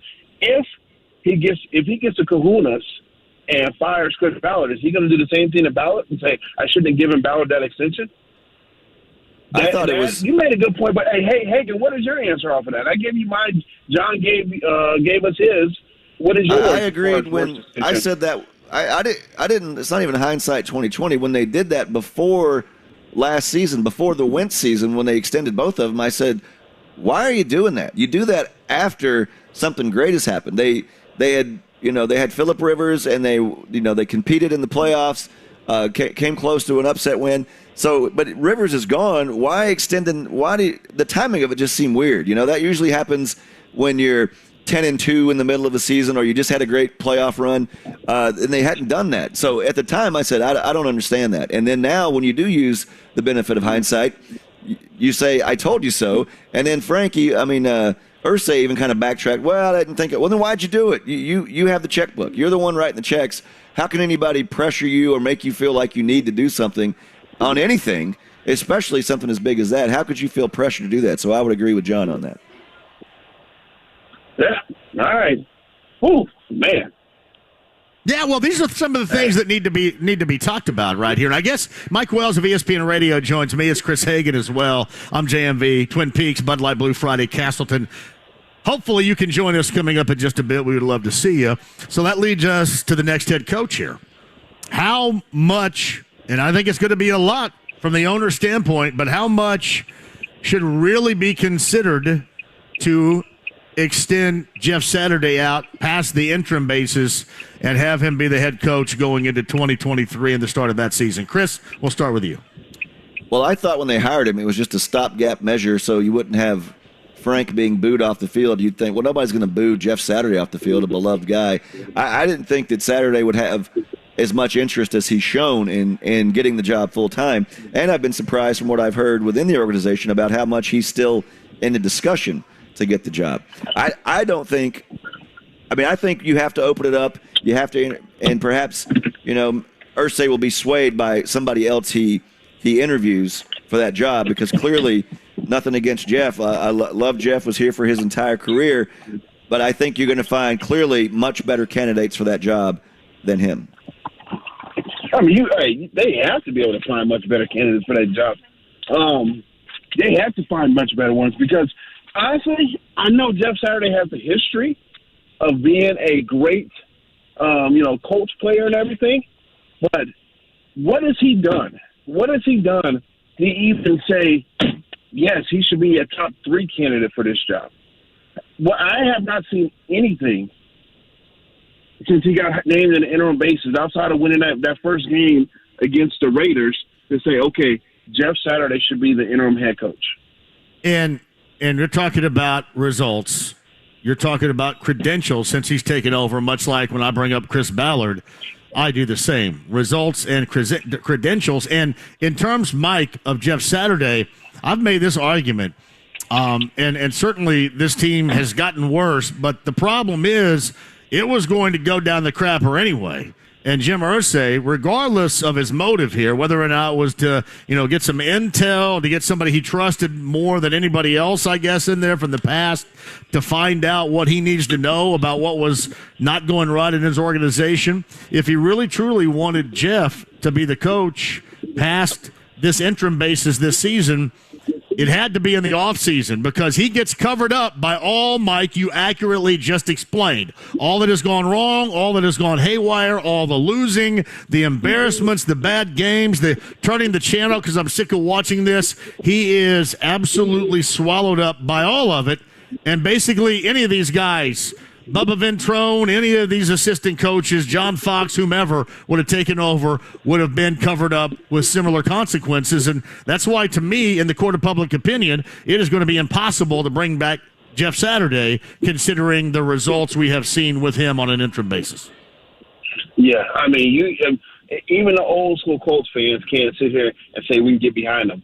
Because if you really felt like Saturday was going to be a guy in line to be the head coach for going into the 2023 season, I'm like, you know what? Let's just go ahead, like you said, give it to a Gus Bradley or a John Fox, guys who may not want to be head coaches anymore. Let them get through this poo-poo show, and then you bring Jeff Saturday in and say, okay, new era is coming in. We're going with Jeff Saturday, but instead, they've become the butt of jokes in the NFL, unfortunately. And I like Jeff Saturday as a person, but they have become the butt of jokes because they hired somebody who has no NFL or even college coaching experience to come in and try to, let the fan base live off of what Jeff did as a player. Unfortunately, the product on the football field has been straight hot garbage, as our man Michael Grady used to say, straight hot garbage. What they've not been able to do. There's been no sign of life saying, okay, the future is bright with this organization. Even the defense, which has played well in stretches, has gone downhill in recent weeks. You get nothing. You lose. Good day, sir. That's the deal. It'd be if it was a feel-good story and they had gone like 7-1, 6-2 over these last 8 games with Saturday at the helm, you'd be like, okay, I can buy in. But they win the first game, they lose 6 straight since then. So he's going to go 1-7 or 2-6, or knowing this rivalry this year, maybe he goes 1-6-1.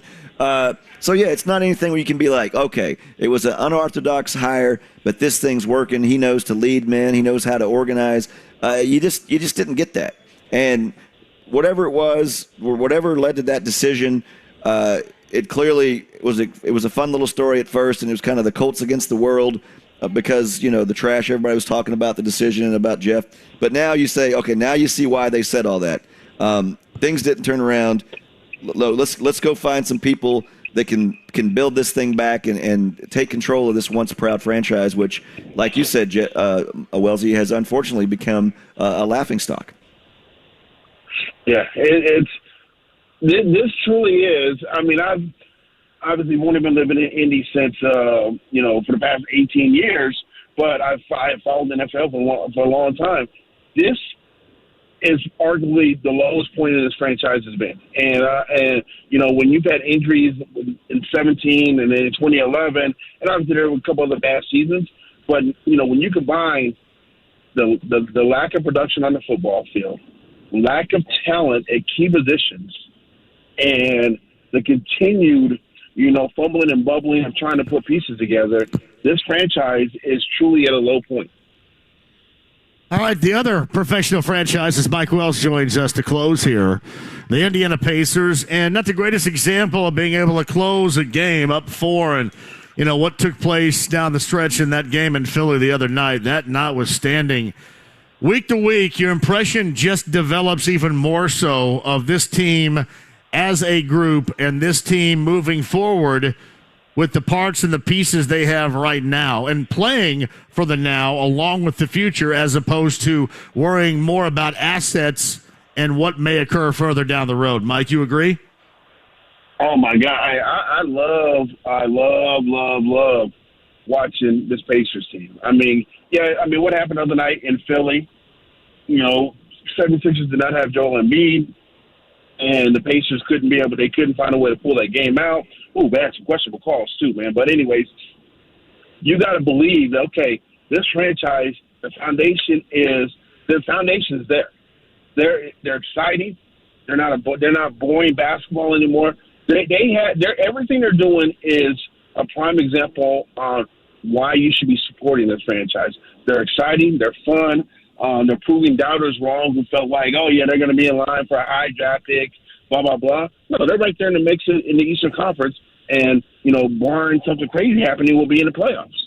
That's what you like, and these young kids are going to continue to develop. And I think after the last couple of years, I think Kevin Pritchard and Chad Buchanan, they deserve some credit. and Rick Carlisle in the way he's got these young kids to buy into how to play the game. I was at the game Monday night against the Raptors. Let me tell you what, that building hadn't felt like that in a while. I mean, that was electric. Yeah. It was a good game, back and forth, a fun team to watch. You know, each possession you felt like who's going to do something spectacular. You know, you have players like that, and Mathurin and Halliburton, and then JMV's guy that's still competing, and maybe a lot of fans now may be glad they still have him around, and Miles Turner. Better be. But yeah, it was. I'll tell you what, it was. Stop disrespecting John's guy. We're saying JMV's guy. Why don't you say JMV's guy, Miles Turner? I'm giving him credit. Name. I said his name. Yeah. You know, hey, Mike. I just said his name. Everybody ought to be kissing my ass right now, shouldn't they, Mike? Shouldn't they? I'm giving John credit, and I'm sorry I didn't put the words in the exact order you wanted them, Wells, in my sentence that I was making. But, yeah, I don't know when the last time you were out there, but it felt like it did back in the day when you could see that place. Now, granted, it was a pain in the ass getting out of the parking garage, but that's what comes along with success and winning and people being excited about being out there. Well, let's be real, Hagen. I'm sure you did not pay for that parking pass, so it's okay. Yeah. Exactly. The hell with the win-loss. Hey, Mike, the hell with the win-loss column. Just check the parking garage. It's all about after me. the game. It's about me and my experience. Yeah, the hell with that. So, hey, by the way, I saw your text late last night. I don't think Laney's over there tomorrow. I don't think. But I'll be honest, I've been kind of out of the loop this week, so I don't know for sure. Okay, I think a Center Grove team, it might be the other Center Grove team that's going to be playing up there during the little tournament up here in Brownsburg.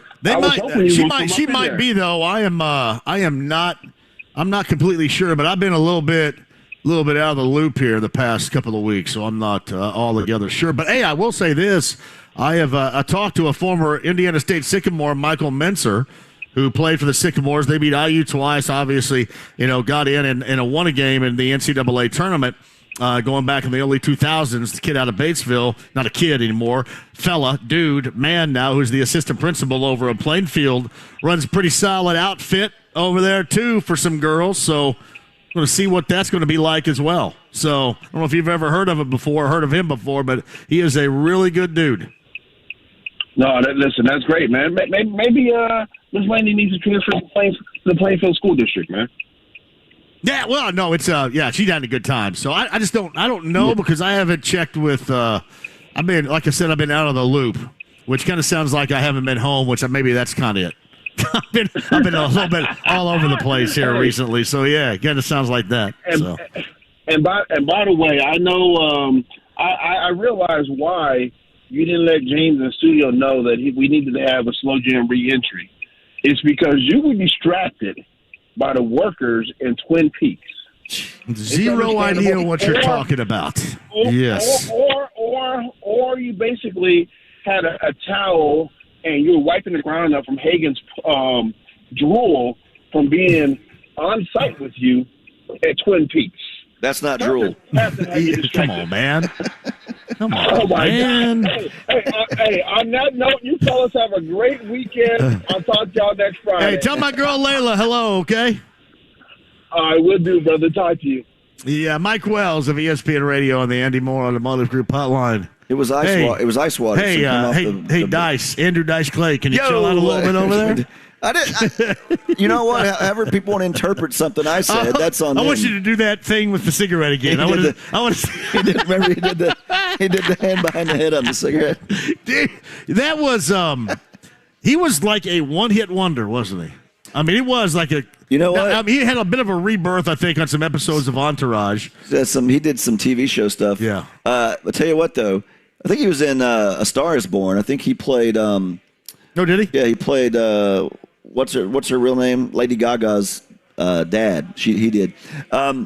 He did things comedians had never done before. Like he was selling out Madison Square Garden like multiple nights. Yeah, he was a big, bright, flashing star, but he flew too close to the sun, and there he went. There were some cast members on Saturday Night Live some female cast members that refused to appear on the show with him, and obviously his act wouldn't last 12 seconds in today's world, but at the time everybody was quoting his nursery rhymes and everybody knew his shtick, and Obviously, he was playing a character. That's not how he was all the time. But, yeah, that's a moment in history when you try to explain that to young people. Yeah, there was this comedian, and he would say this, and then they're like, no. Yes, there was. He was the biggest comedian in the world for a period of time. I actually saw The Adventures of Ford Fairlane, his, I think, one feature film. Yeah. At the Von Lee Theater in Bloomington. The there Adventures of My Hair. It's kind of what is a Saturday Night Fever thing with he had John some Travolta. he had some bit parts too that he would turn up in this. I forget the movie, but it was Victoria Jackson. You remember her, the blonde? Yeah. She was in a movie. It was a chick flick.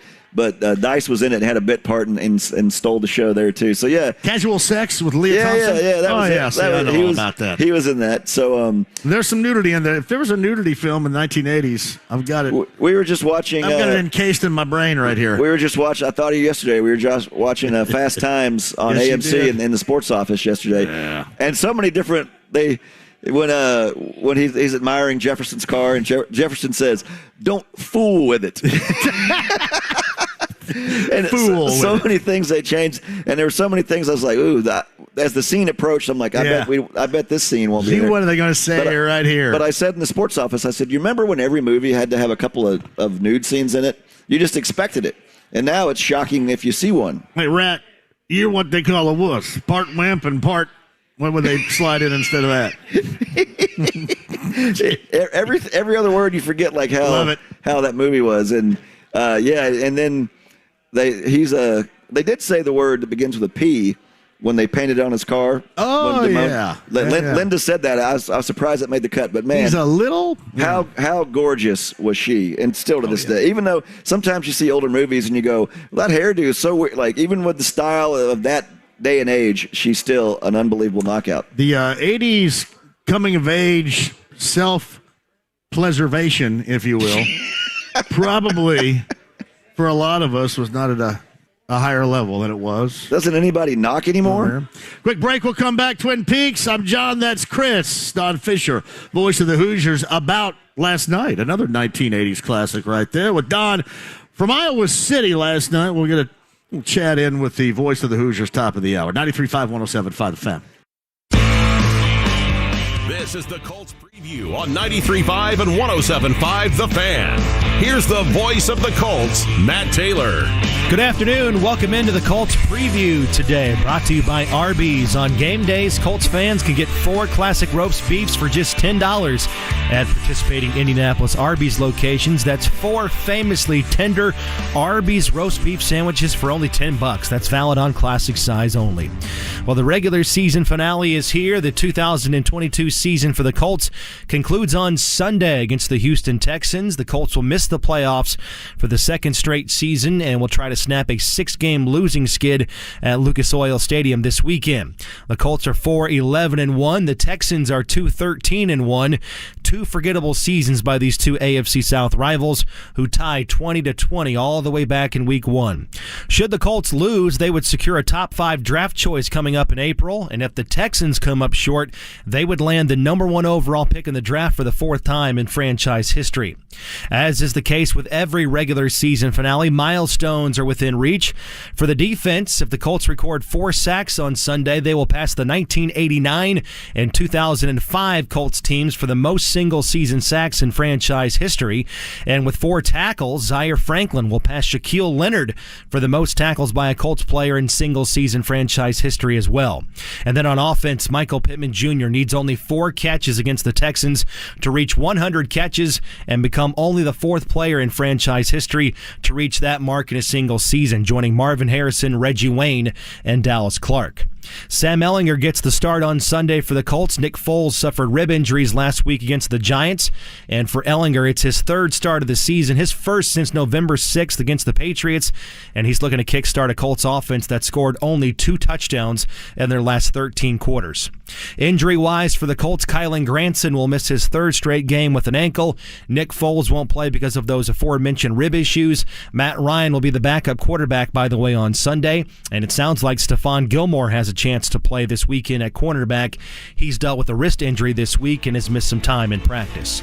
Sunday's game starts at 1. Colts pregame huddle begins at 10 a.m. right here on 93.5 and 107.5 The Fan. And that's it for the Colts preview today, brought to you by Arby's.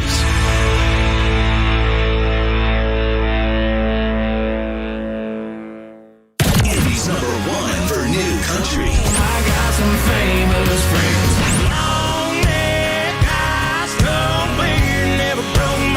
Nobody plays more new country. 97.1 Hank FM.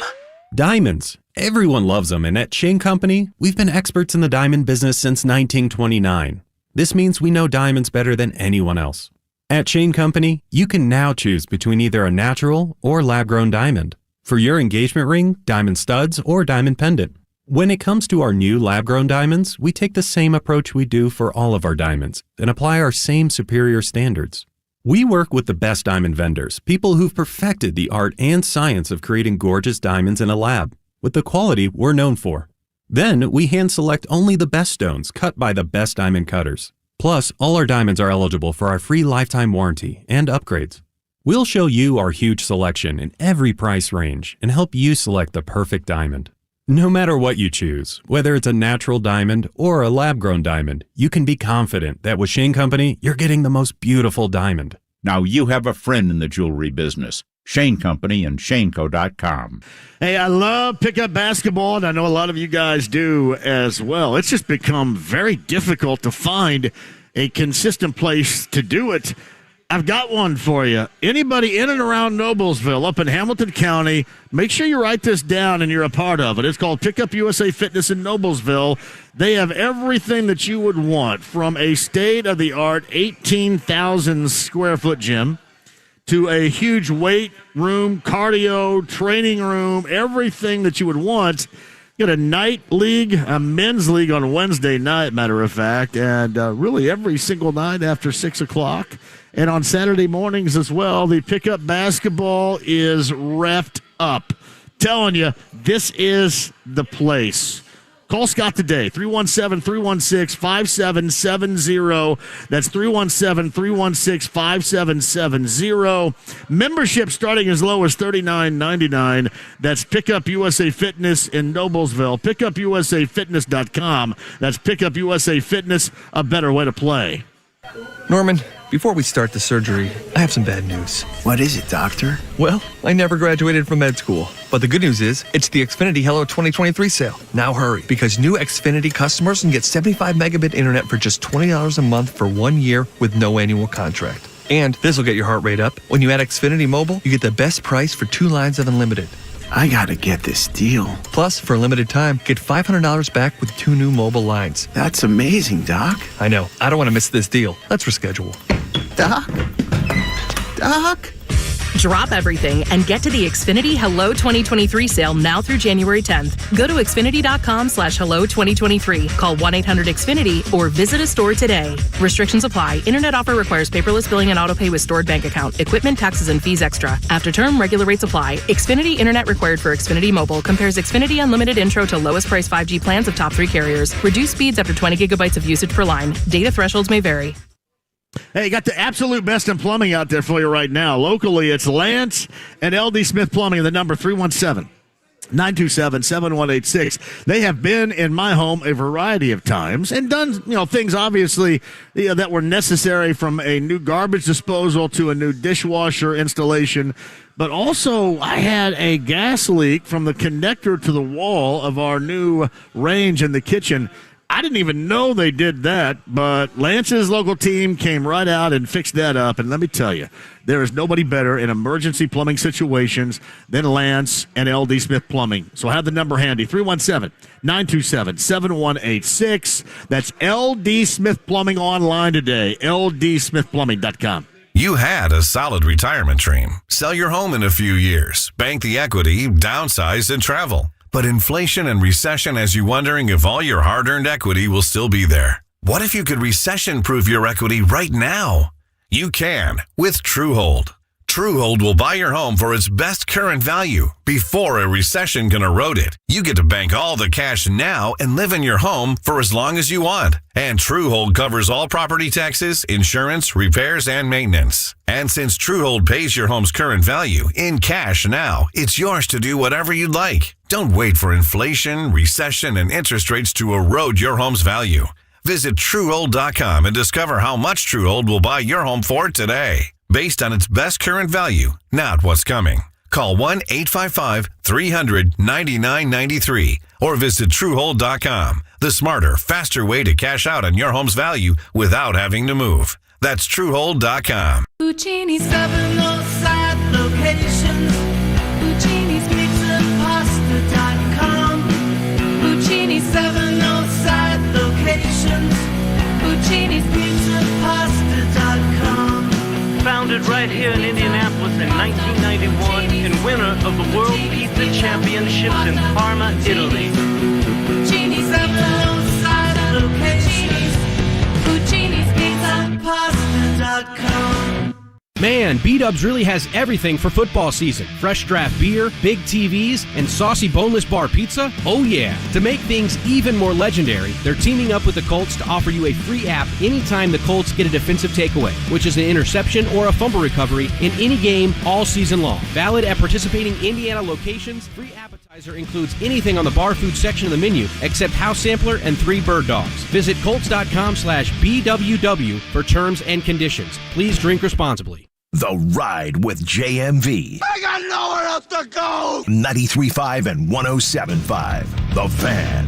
Welcome back. Hagen's gone. We remain here at Twin Peaks, Northeast Side, 82nd. I-69. We've got tickets to give away. Regular season finale. Texans and the Colts coming up on Sunday. By the way, I'm going to come at you from the Bullseye Event Center, bullseyeeventgroup.com.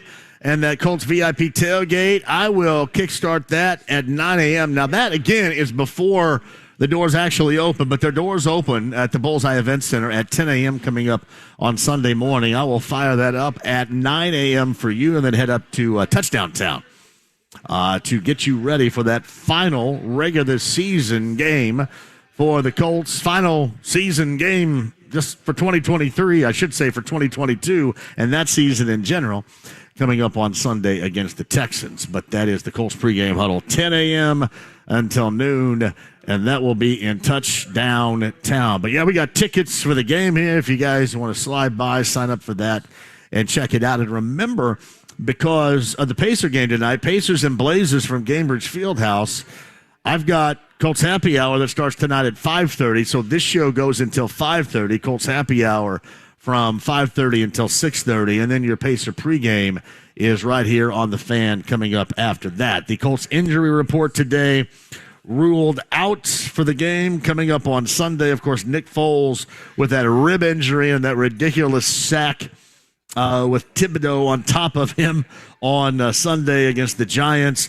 Foles is out. Kylan Granson with an ankle is also been ruled out. Both Stephon Gilmore and Brandon Faison are listed, I believe, as questionable on that injury report today. I think Faison was going through concussion protocol, and we'll see if either one of those guys play coming up on Sunday. That's your injury report today. If you missed it last night, Boilermakers in a tight one down the stretch, get the job done. Fletcher Lawyer, the freshman from Fort Wayne, knocks down a three-pointer. That was the difference. And let me tell you, Boilermaker fans, you will revisit this game in the distant future this season, because last night the Boilers were ripe to take another L, and Ohio State was playing well. Shot-making ability at a high level, young guys playing well, even with Zed Key going down in the first half, one of their most important, if not their most important players. They're battling. They got up 9, they got up 12. It always seemed like when they got up to their highest points, whether it was the first half or in the second half, the Boilermakers would counter with a run of their own and got it going down the stretch. Fletcher Lawyer with that shot, that was the difference. Boilermakers get a win. Not so good for IU. They get up 21 early and then end up losing that game in Iowa City to the Hawkeyes last night. Trace Jackson-Davis had 30. Chris Murray of the Hawkeyes had 30 points and 10 rebounds in that game. maybe even more importantly than that, Race Thompson goes down with a first-half injury. He was kind of rolled up on. It was like an offensive line type of injury. He got rolled up on from the blind side and was on crutches with an iced-down knee for the remainder of the game. So that was not good. Already missing Xavier Johnson. So there have been a myriad of injuries for this Hoosier team, and then a disappointing finish and a disappointing loss in Iowa City last night. I think IU gets Northwestern coming up this weekend as well. I mentioned the Pacers. The Pacers at home tonight versus the Blazers. They get the Hornets coming up in a late afternoon kind of matinee at Gainbridge Fieldhouse coming up on Sunday as well. So we got a lot for you. Don Fischer, voice of the Hoosiers, going to be here coming up at the top of the hour. And time at 239-1070. If you guys want to jump on board, we will certainly talk to you. Inside the lounge via YouTube Live, I'll go ahead and turn this back around since Hagan has left. Twin Peaks on a Bud Light Blue Friday, live in Castleton for you. The stream, the app, HD Radio, and 93.5 and 107.5 The Fan.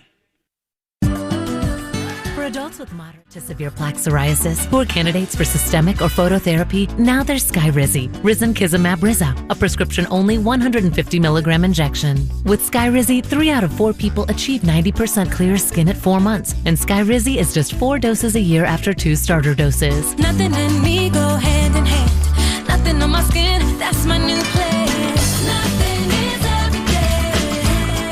Don't use if allergic to Skyrizi. Serious allergic reactions and an increased risk of infections or a lower ability to fight them may occur. Before treatment, your doctor should check for infection and tuberculosis. Tell your doctor if you have an infection or symptoms, such as fever, sweats, chills, muscle aches, or cough, or if you plan to or recently received a vaccine. With Skyrizi, you could achieve 90% clearer skin. Ask your doctor about the #1 dermatologist prescribed biologic in psoriasis and visit skyrizi.com or call 1-866-SKYRIZI to learn more.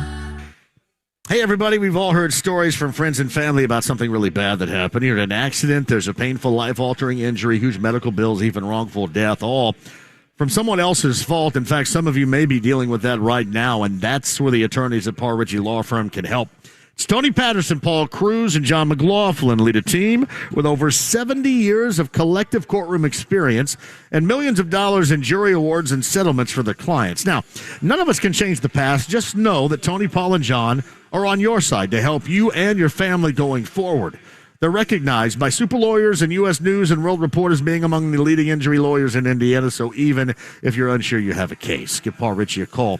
They'll listen and give you their free experienced legal opinion. Call 317-269-2509 or visit parrinjury.com. That's Parr injury.com. Home shows provide homeowners the deepest discounts of the year on remodeling projects. And right now, Window Nation is bringing home show savings right into your home. Schedule a free, no-obligation in-home demonstration today and lock in this incredible offer. Get 2 free windows with every 2 you buy with no limit. Plus, pay no interest for 60 months. Imagine the savings in cost and lower energy bills, but you don't just have to imagine how beautiful new Window Nation windows will look on your home. You can see it. Use their free virtual visualizer at windownation.com/home show. Upload a picture of your house and try out hundreds of options online. Get design tips from the experts and learn how Window Nation's trained installation specialists have helped over 150,000 homes with over 96% satisfaction. But remember, these once-a-year home show savings are for a very limited time. Call Window Nation today at 866-90NATION or go to windownation.com/home show. Get 2 windows free with every 2 you buy. Pay no interest for 60 months. That's 5 full years. 866-90NATION or go to windownation.com/home show. Hi, it's Steve Mann. Have you heard the commercials for the Mark Patrick Stop Smoking seminars? And they said only $49.99 and it could work for you. So I thought, that's not even a week's worth of smoking. So I went. And guess what? It did work for me. You know, my friends and family are still amazed. I quit smoking. I didn't have cravings, anxiety, or weight gain. Listen, I don't know how it works, but I know it works because I'm living proof, and it's 100% guaranteed. So what do you got to lose? I'll tell you what you got to lose. A very bad habit. Join Mark Patrick seminars and stop smoking without cravings, irritability, or weight gain. Only $49.99 guaranteed. Don't just cut down, but stop smoking once and for all or your money back. Seminars are 8 p.m. on Thursday, January 19th at the Holiday Inn Express and Suites in Noblesville. or 2 p.m. on Saturday, January 21st at the Holiday Inn Indianapolis Airport. Registration is 30 minutes before the seminar. Sign up at markpatrickseminars.com. That's markpatrickseminars.com. Hey, it's JMV. Sometimes, too many times, bad things happen to good people. Good people get hurt or killed through no fault of their own. That's where Tony Patterson at Parr Ritchie Law Firm can help. Tony understands because he spent his career helping people just like you put their lives back together. He was honored by Best Lawyers as 2020's Indianapolis Personal Injury Lawyer of the Year. See if Tony can help you. The call is free, 317-269-2509, or visit parrinjury.com, P-A-R-R injury.com today. Hey, it's Dan Dockich for Affinity Whole Health. Guys, do something for yourselves. Go to feelgreatindy.com. I'm on a testosterone replacement program with Affinity. Let me tell you, the benefits are amazing. Go to feelgreatindy.com. That's feelgreatindy.com. Basements get a bad rap, probably because so many of them are wet, leaky, and musty. Michaelis is putting an end to the horror show. Their time-tested waterproofing systems eliminate and prevent water issues. Damp and moldy becomes clean and healthy. They have a lot of homeowners enjoying their basements again. Water, storms, fire, and foundations. Life happens. Michaelis happens to help you through it. Call 844-FIX-INDY. Make it Michaelis. The Colts wrap up the season as they host the Houston Texans. Coverage Sunday morning at 9 on 93.5 and 107.5 The Fan. The Ride with JMV. You're going to eat your fat. 93.5 and 107.5 The Fan. Thank you so much for joining us, Bud Light Blue Friday. Thanks to my friends at Zinc for a fantastic year, once again, of Bud Light Blue Fridays. Texans Colts tickets to give away, Twin Peaks, Northeast Side. We are at I-69 and 82nd Street. Zach's going to get you signed up. We're going to draw coming up here a little bit later on. We also have a cooler courtesy of Bud Light to give away while we're here. Meantime, 239-1070 is the number. Adam is up first today. No calls as of yet. Adam's first in. Go ahead, Adam. Hey, Happy New Year, JMV. Right back at you, buddy. What's up? Just mentioning about the whole Ballard situation and the free agencies coming up. We have 17 listed, and honestly, I think the dumpster fire or the soup sandwich has a player, Matt Pryor. He doesn't even need to be considered of coming back. He's an issue when he's gone. Listing of other things. Also, whatever happened to, remember, everybody used to wear, in the state of Indiana, it used to be called Blue Fridays. People would wear Colts blue to support the team. Whatever happened to that? I mean, I still do it. Hell, I'm at work every Friday, and I wear Colts blue every Friday. I think we're the only ones that kind of hold up that tradition with our friends from Bud Light every Friday with a Blue Friday. But yeah, you don't see that. Maybe it's also because there's not a lot of office people out there anymore. But yeah, you don't hear about that. But honestly, there hadn't been much call to it, unfortunately, for the past couple of years around here. It'd be hard to get anybody to want to get fired up and dress in blue on a Friday like today with that Colts in mind. Yeah, I understand. I mean, even when I was over in Colorado, I would still support my home team. I mean, I'm a diehard bleed blue fan. I haven't heard that slogan in a long time other than every Friday with me with Bud Light. That's about it. Wow. Yeah. I put it on my Facebook page. I mean, every video they post, I post it on my Facebook. Bleed blue, bring the juice, bring the noise, you know. Outstanding. Adam, you have a great weekend, buddy. Thanks for the call. You too. Thanks. Shout out to Matthew in Maine, who is in the lounge via YouTube Live right now as well. Matthew got to get up really early in Maine, too, all the time. But no, Matthew has sent some lobster to me. Matthew has sent some mixed drinkage to me. So Matthew has been clutch. And by the way, too, Greg mentioned this. That's Greg Rakestraw, who was hosting the midday show right before me. Shout out to Greg. Greg got me a T-shirt. I mentioned how much I love these. I've only seen them once, but the T-shirt that looks like the old Seattle Supersonics logo, you know, with the basketball on the backdrop of the Space Needle in Seattle. And it's got like Indianapolis on it, and the backdrop is Indy. But that's an awesome shirt. I mentioned how much I liked it to Greg, and lo and behold, I saw it yesterday. I actually visited my desk for the first time in about 3 weeks, and it was up there sitting there. So, Greg, thank you very much for that. That is absolutely clutch of you. Speaking of clutch, Fletcher Lawyer last night, clutch-tacular he was down the stretch with that made three that got the Boilermakers over in a tough road environment and a tough road game in Columbus versus Ohio State. Unfortunately for IU, not the same. Got off big, up 21. Could not sustain, and unfortunately, they did sustain another injury. That to Race Thompson. We'll talk to Don Fischer, voice of the Hoosiers, about that coming up on the other side. Remember, we got to bail out of here before 5:30, and then I'm going to get you to Colts Happy Hour. Pacers Blazers tonight, 6:30 pre, 7 p. The tip from Gainbridge Fieldhouse. The voice of the Hoosiers, Don Fischer. Next. To hear that news, Damar has shown remarkable improvement. From the Bills, that's the information that we've all been waiting for. While still critically ill, he has demonstrated that he appears to be neurologically intact. If you're talking about it, the Bills wrote that they are grateful for the love and support they've received. We're talking about it. To just see the expressions on Jordan Poyer's face and Josh Allen's face and TV's face, hoping for is the best case scenario with Damar. Your home for Indy sports, 93.5 and 107.5, The Fan. There's only one company that meets the gold standard in hair restoration and hair transplants. We Grow Hair Indy. Hey, it's JMV, and I'm here with Darren Andrews. Darren, people are coming from all over the world to We Grow Hair Indy to grow their hair back. Hi, JMV. It's great to be here. Yes, they are. And JMV, as you know, we are very proud of the technology and the results at We Grow Hair Indy. We Grow Hair Indy is one of only 2 places in the entire US that offers both the Artist Robotic FUE and our trademark procedure, multi-unit hair grafting. I was tired of my bald spot, which is why I went with multi-unit hair grafting and got more hair in one procedure.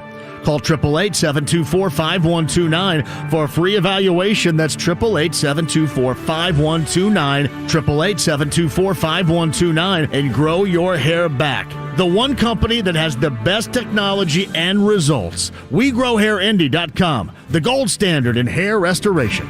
My name is Megan Davis, and I am the Director of Training and Communications here at the Humane Society for Hamilton County. We nominated Trudy because she truly embodies our mission and message of whatever it takes. And I'm Jiffy Lube owner Steve Sanner. At Jiffy Lube, we are proud to support Hoosier charities that use their vehicles to do more to make Indiana a better place to live. I think what the most important thing to me is when we get dogs in that are so scared, I just love to take these dogs under my wing. I need my vehicle to be in top shape because I'm driving here 6 days a week. Jiffy Lube of Indiana provides all of our Do More winners with free vehicle maintenance for a year. Because now at Jiffy Lube, our trained technicians do more to keep vehicles like theirs and yours on the road. Brakes, tires, batteries, and more, as well as Indiana's favorite oil change since 1985. Jiffy Lube accepts competitors' coupons, so you don't have to choose between saving a few dollars versus treating your vehicle to Jiffy Lube's award-winning service. Click on JiffyLubeIndiana.com for a Jiffy Lube near you. 93.5 and 107.5, The Fan. WIBC HD2, W298BB, WIBC HD3, W228CX, Indianapolis. The Pacers welcome the Portland Trailblazers to the Fieldhouse this evening at 6:30 on 93.5 and 107.5, The Fan. The Ride with JMV. This is your brain on drugs. Any questions? 93.5 and 107.5, The Fan. Hey, welcome back. Don Fischer, voice of the Hoosiers. Hopefully we get in contact with him in a second. I'm going to tell you what, until that point in time, if you guys want to jump on here with any thoughts, we can certainly do that at 239-1070. But the expectation as well is for Don to be here. And really, we're also going to be crunched on time.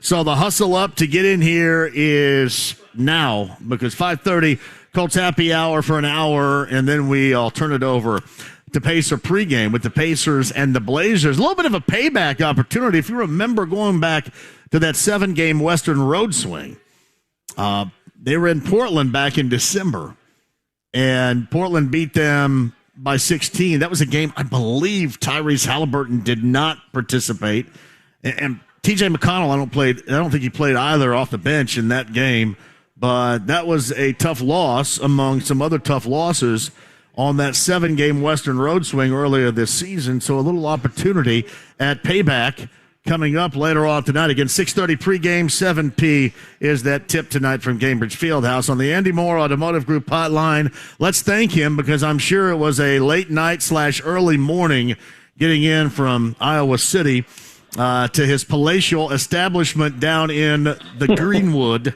Indiana. Don Fischer, voice of the Hoosiers, with us on the Andy Moore Automotive Group hotline. Don, what time did you get in? I got to bed at 5 minutes after 4. Nice. Yeah, I literally, of course, I have to drive from Bloomington, so that's where the plane takes off and leaves. So yeah.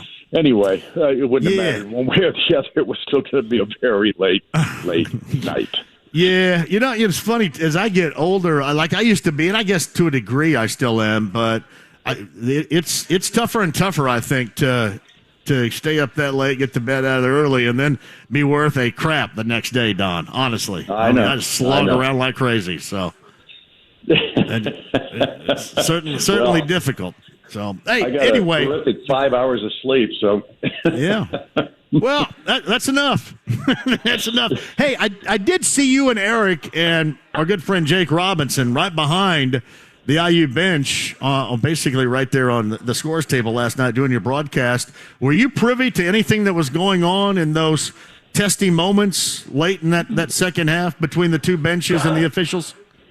Well, we weren't privy to any of it because it happened to our left, which was very close to the mid-court stripe. But we saw what was going on, obviously, and this is the third. I think Fran McCaffrey's done this 3 straight games now to Indiana. He even did it in our home ball game last year to a lesser extent. He started to come across the midcourt stripe, and I don't know if he got stopped before. I can't remember exactly the scenario that took place. But, of course, last year at Iowa and this year at Iowa, he's right down there in the huddle. I mean, it was crazy. And it's just – John, all I can tell you, and I like Fran. I've had a great relationship with him over the years. Every time we ask for an interview, he does it. And you get to know a guy a little bit. And away from the basketball court, he's a great guy. But last night, that's ridiculous. And I don't know what he's thinking. Obviously, he's upset about something. In this particular case, we were told that, well, we know that the official, Paul Zelk, gave him a technical foul for being down there. And then they rescinded it because I guess the other two guys said he was coming to protect the player. You can't see any player down there until after he gets pushed back.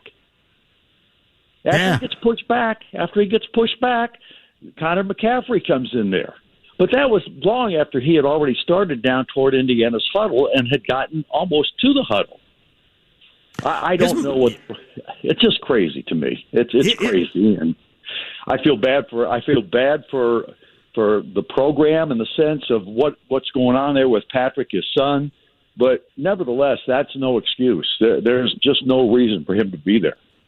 Well, and you mentioned this happens, and we were kind of joking last week about when you're getting at him when he turns purple, and certainly in the first half, IU up 21 got at him because he turned purple and threw a fit to get that first technical. But you could tell he was trying to motivate his team or whatever. But that second one late in the second, it looked like he was just mad because the assistants were close and having a conversation with the officials. It was really weird. I don't know what he was trying to accomplish other than being Fran McCaffrey losing his mind during a game.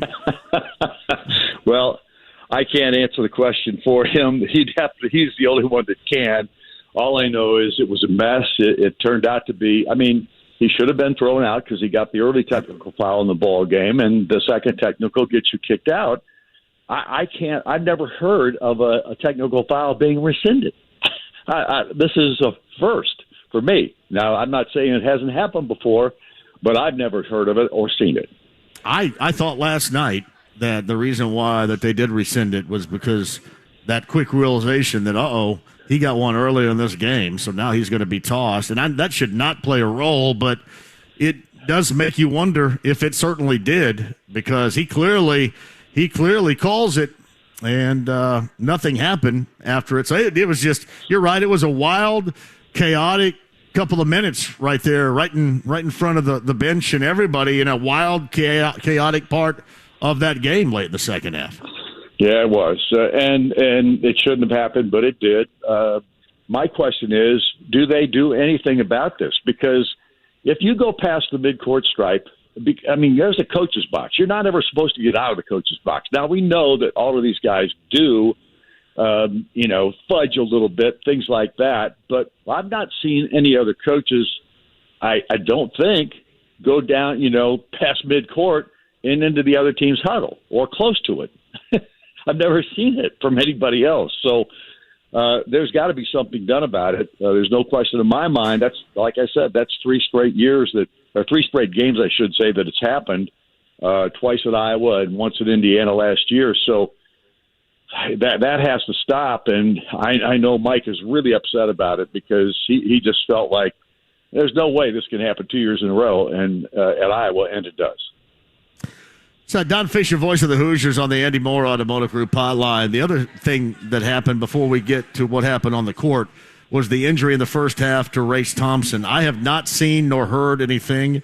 Have you, regarding the severity of that injury? No, but it doesn't look good, John. And nobody would give me a definitive answer on what it was, but it's obviously a knee. He was dove into by Tony Perkins. As I understand it, I really didn't see. I saw it happen because it was right in front of us. Right. But I didn't see who the player was, and I wasn't paying any attention to the player. I was paying attention to whether they were going to call a foul, which didn't happen, or what was going on with Race himself. But I just didn't see who made the hit, but it was Tony Perkins that did it. And I don't think it was intentional, but he was diving for the ball or something. Whatever was going on there, he obviously caught Race just right, and whatever happened. We don't know the update on that, and probably won't know the update until tomorrow. I would assume we'll get some information tomorrow, and or I should say Sunday when Indiana plays Northwestern. But honestly, Indiana's very tight-lipped, as you know, and many schools are these days about any kind of injury. They just give you it's a lower leg injury. Well, we know it's a knee. That's what they were examining when it was right in front of us. So if it's a strained knee, that's one thing. That's probably the best scenario that could take place. If it's something beyond that, he may be lost for the rest of the year, and that would make 2 guys out of your starting lineup that are now down. Yeah, I want to get to Xavier Johnson with you in a second as well, but it reminded me of one of those offensive line injuries where the offensive lineman, like he was facing you last night where you guys were broadcasting from, and and Perkins rolled him up from the backside, which would have been, you would have been kind of shielded by Race to that, and it very much was reminiscent of an offensive line injury we really see often when they get rolled up on from behind. It was ugly. Yeah, I can only imagine, and he was in a lot of pain. You could tell that, and he was really upset too. He was mad, and I think it was probably the madness that came from the injury itself. Just being and knowing that it was serious. So that's why I don't put a lot of hope in the sense that this is going to be a short-term thing. And I hope it is, and obviously I pray that it is for his sake, because this is a sixth-year guy. He wanted to finish out this year in style in some way, shape, or form. And for himself personally, that probably will not happen if it's a season-ending injury. Don Fischer, voice of the Hoosiers, with us. I mentioned Xavier Johnson too, and they talk about how he's rehabbing to try to get back. Any thoughts from Mike Woodson or anybody you've heard from as far as the expectation or lack thereof, Don, I guess as well, they may have regarding his return? Yeah, I mean, again, we're talking about speculation, and there's no reason to speculate at this point. I don't think it's going to be – I think there's a good possibility that he could be back this year. But at what point in time that is, and, what kind of shape he can be in and all that kind of stuff, I just can't tell you. But at this juncture, I do think there's a belief that he could be back yet this year. Hey, Don, I know Trace hung in there. He had 30, but you could tell in that second half that lower back situation affected him. And I thought, maybe I'm wrong about this, but I thought you could tell that a little bit of what normally is his athleticism was zapped he wasn't as getting up as much as we normally see him doing. Was there any effect you saw toward the end of that game? I know he kind of reached for it a couple of different times, but that, to me, at least from what I saw, was the extent of it. Yeah, I don't know. Today is probably the day he's going to really feel it, if in fact it was a big issue last night. My thing about his performance last night was he played almost 38 and a half minutes of the ball game, out of the 40-minute ball game, and he hadn't practiced, but only maybe 2 or 3 practices leading up to that point through the holidays. He was not able to do so. They just wanted to rest him and be very cautionary with him and all those kinds of things through that 2-week period that they didn't play. And, of course, he missed the 2 ball games against Elon and Kennesaw State prior to that. So it's basically he had probably 2.5 weeks of rest before he started practicing again, and then only had 2 or 3 practices before he played that ball game. And for him to play like he did and to get 30 points like he did, that was some performance, in my opinion. I mean, that's a kid gutting it out and doing exactly everything that he possibly can to help Indiana win. And Mike said he tried to take him out of the game in the second half, and he said he wouldn't come out. He said, I want to be a part of this. He wanted to try to get the win. And, that's telling you something about the kid.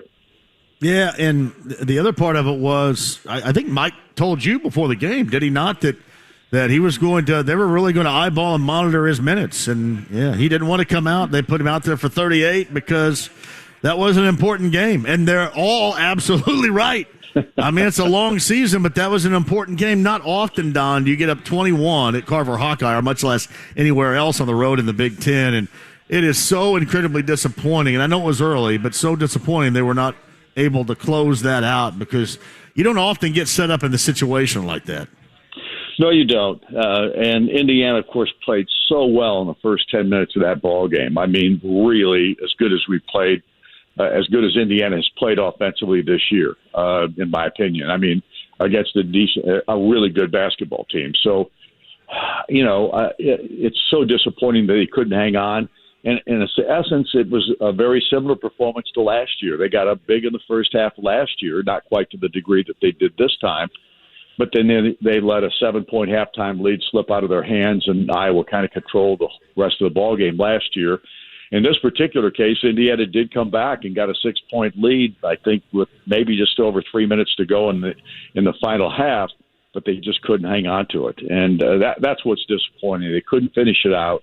There's no question that Race's ability in the first half was a big reason why Chris Murray didn't get off. He had 9 first-half points, which is not bad, but at the same time, it was just kind of his average at best.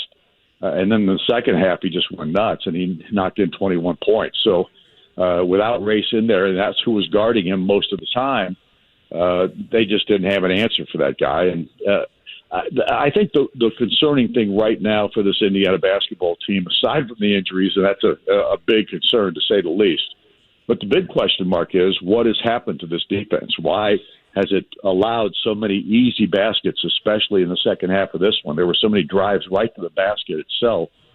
And the defense is just breaking down now. And the offense still played well in the second half, certainly well enough to win the ball game, to score 89 points. You had to be playing well. But at the same time, the defense has just given up way too many points. And in every one of these losses, it's been the defensive problems that have really plagued this team.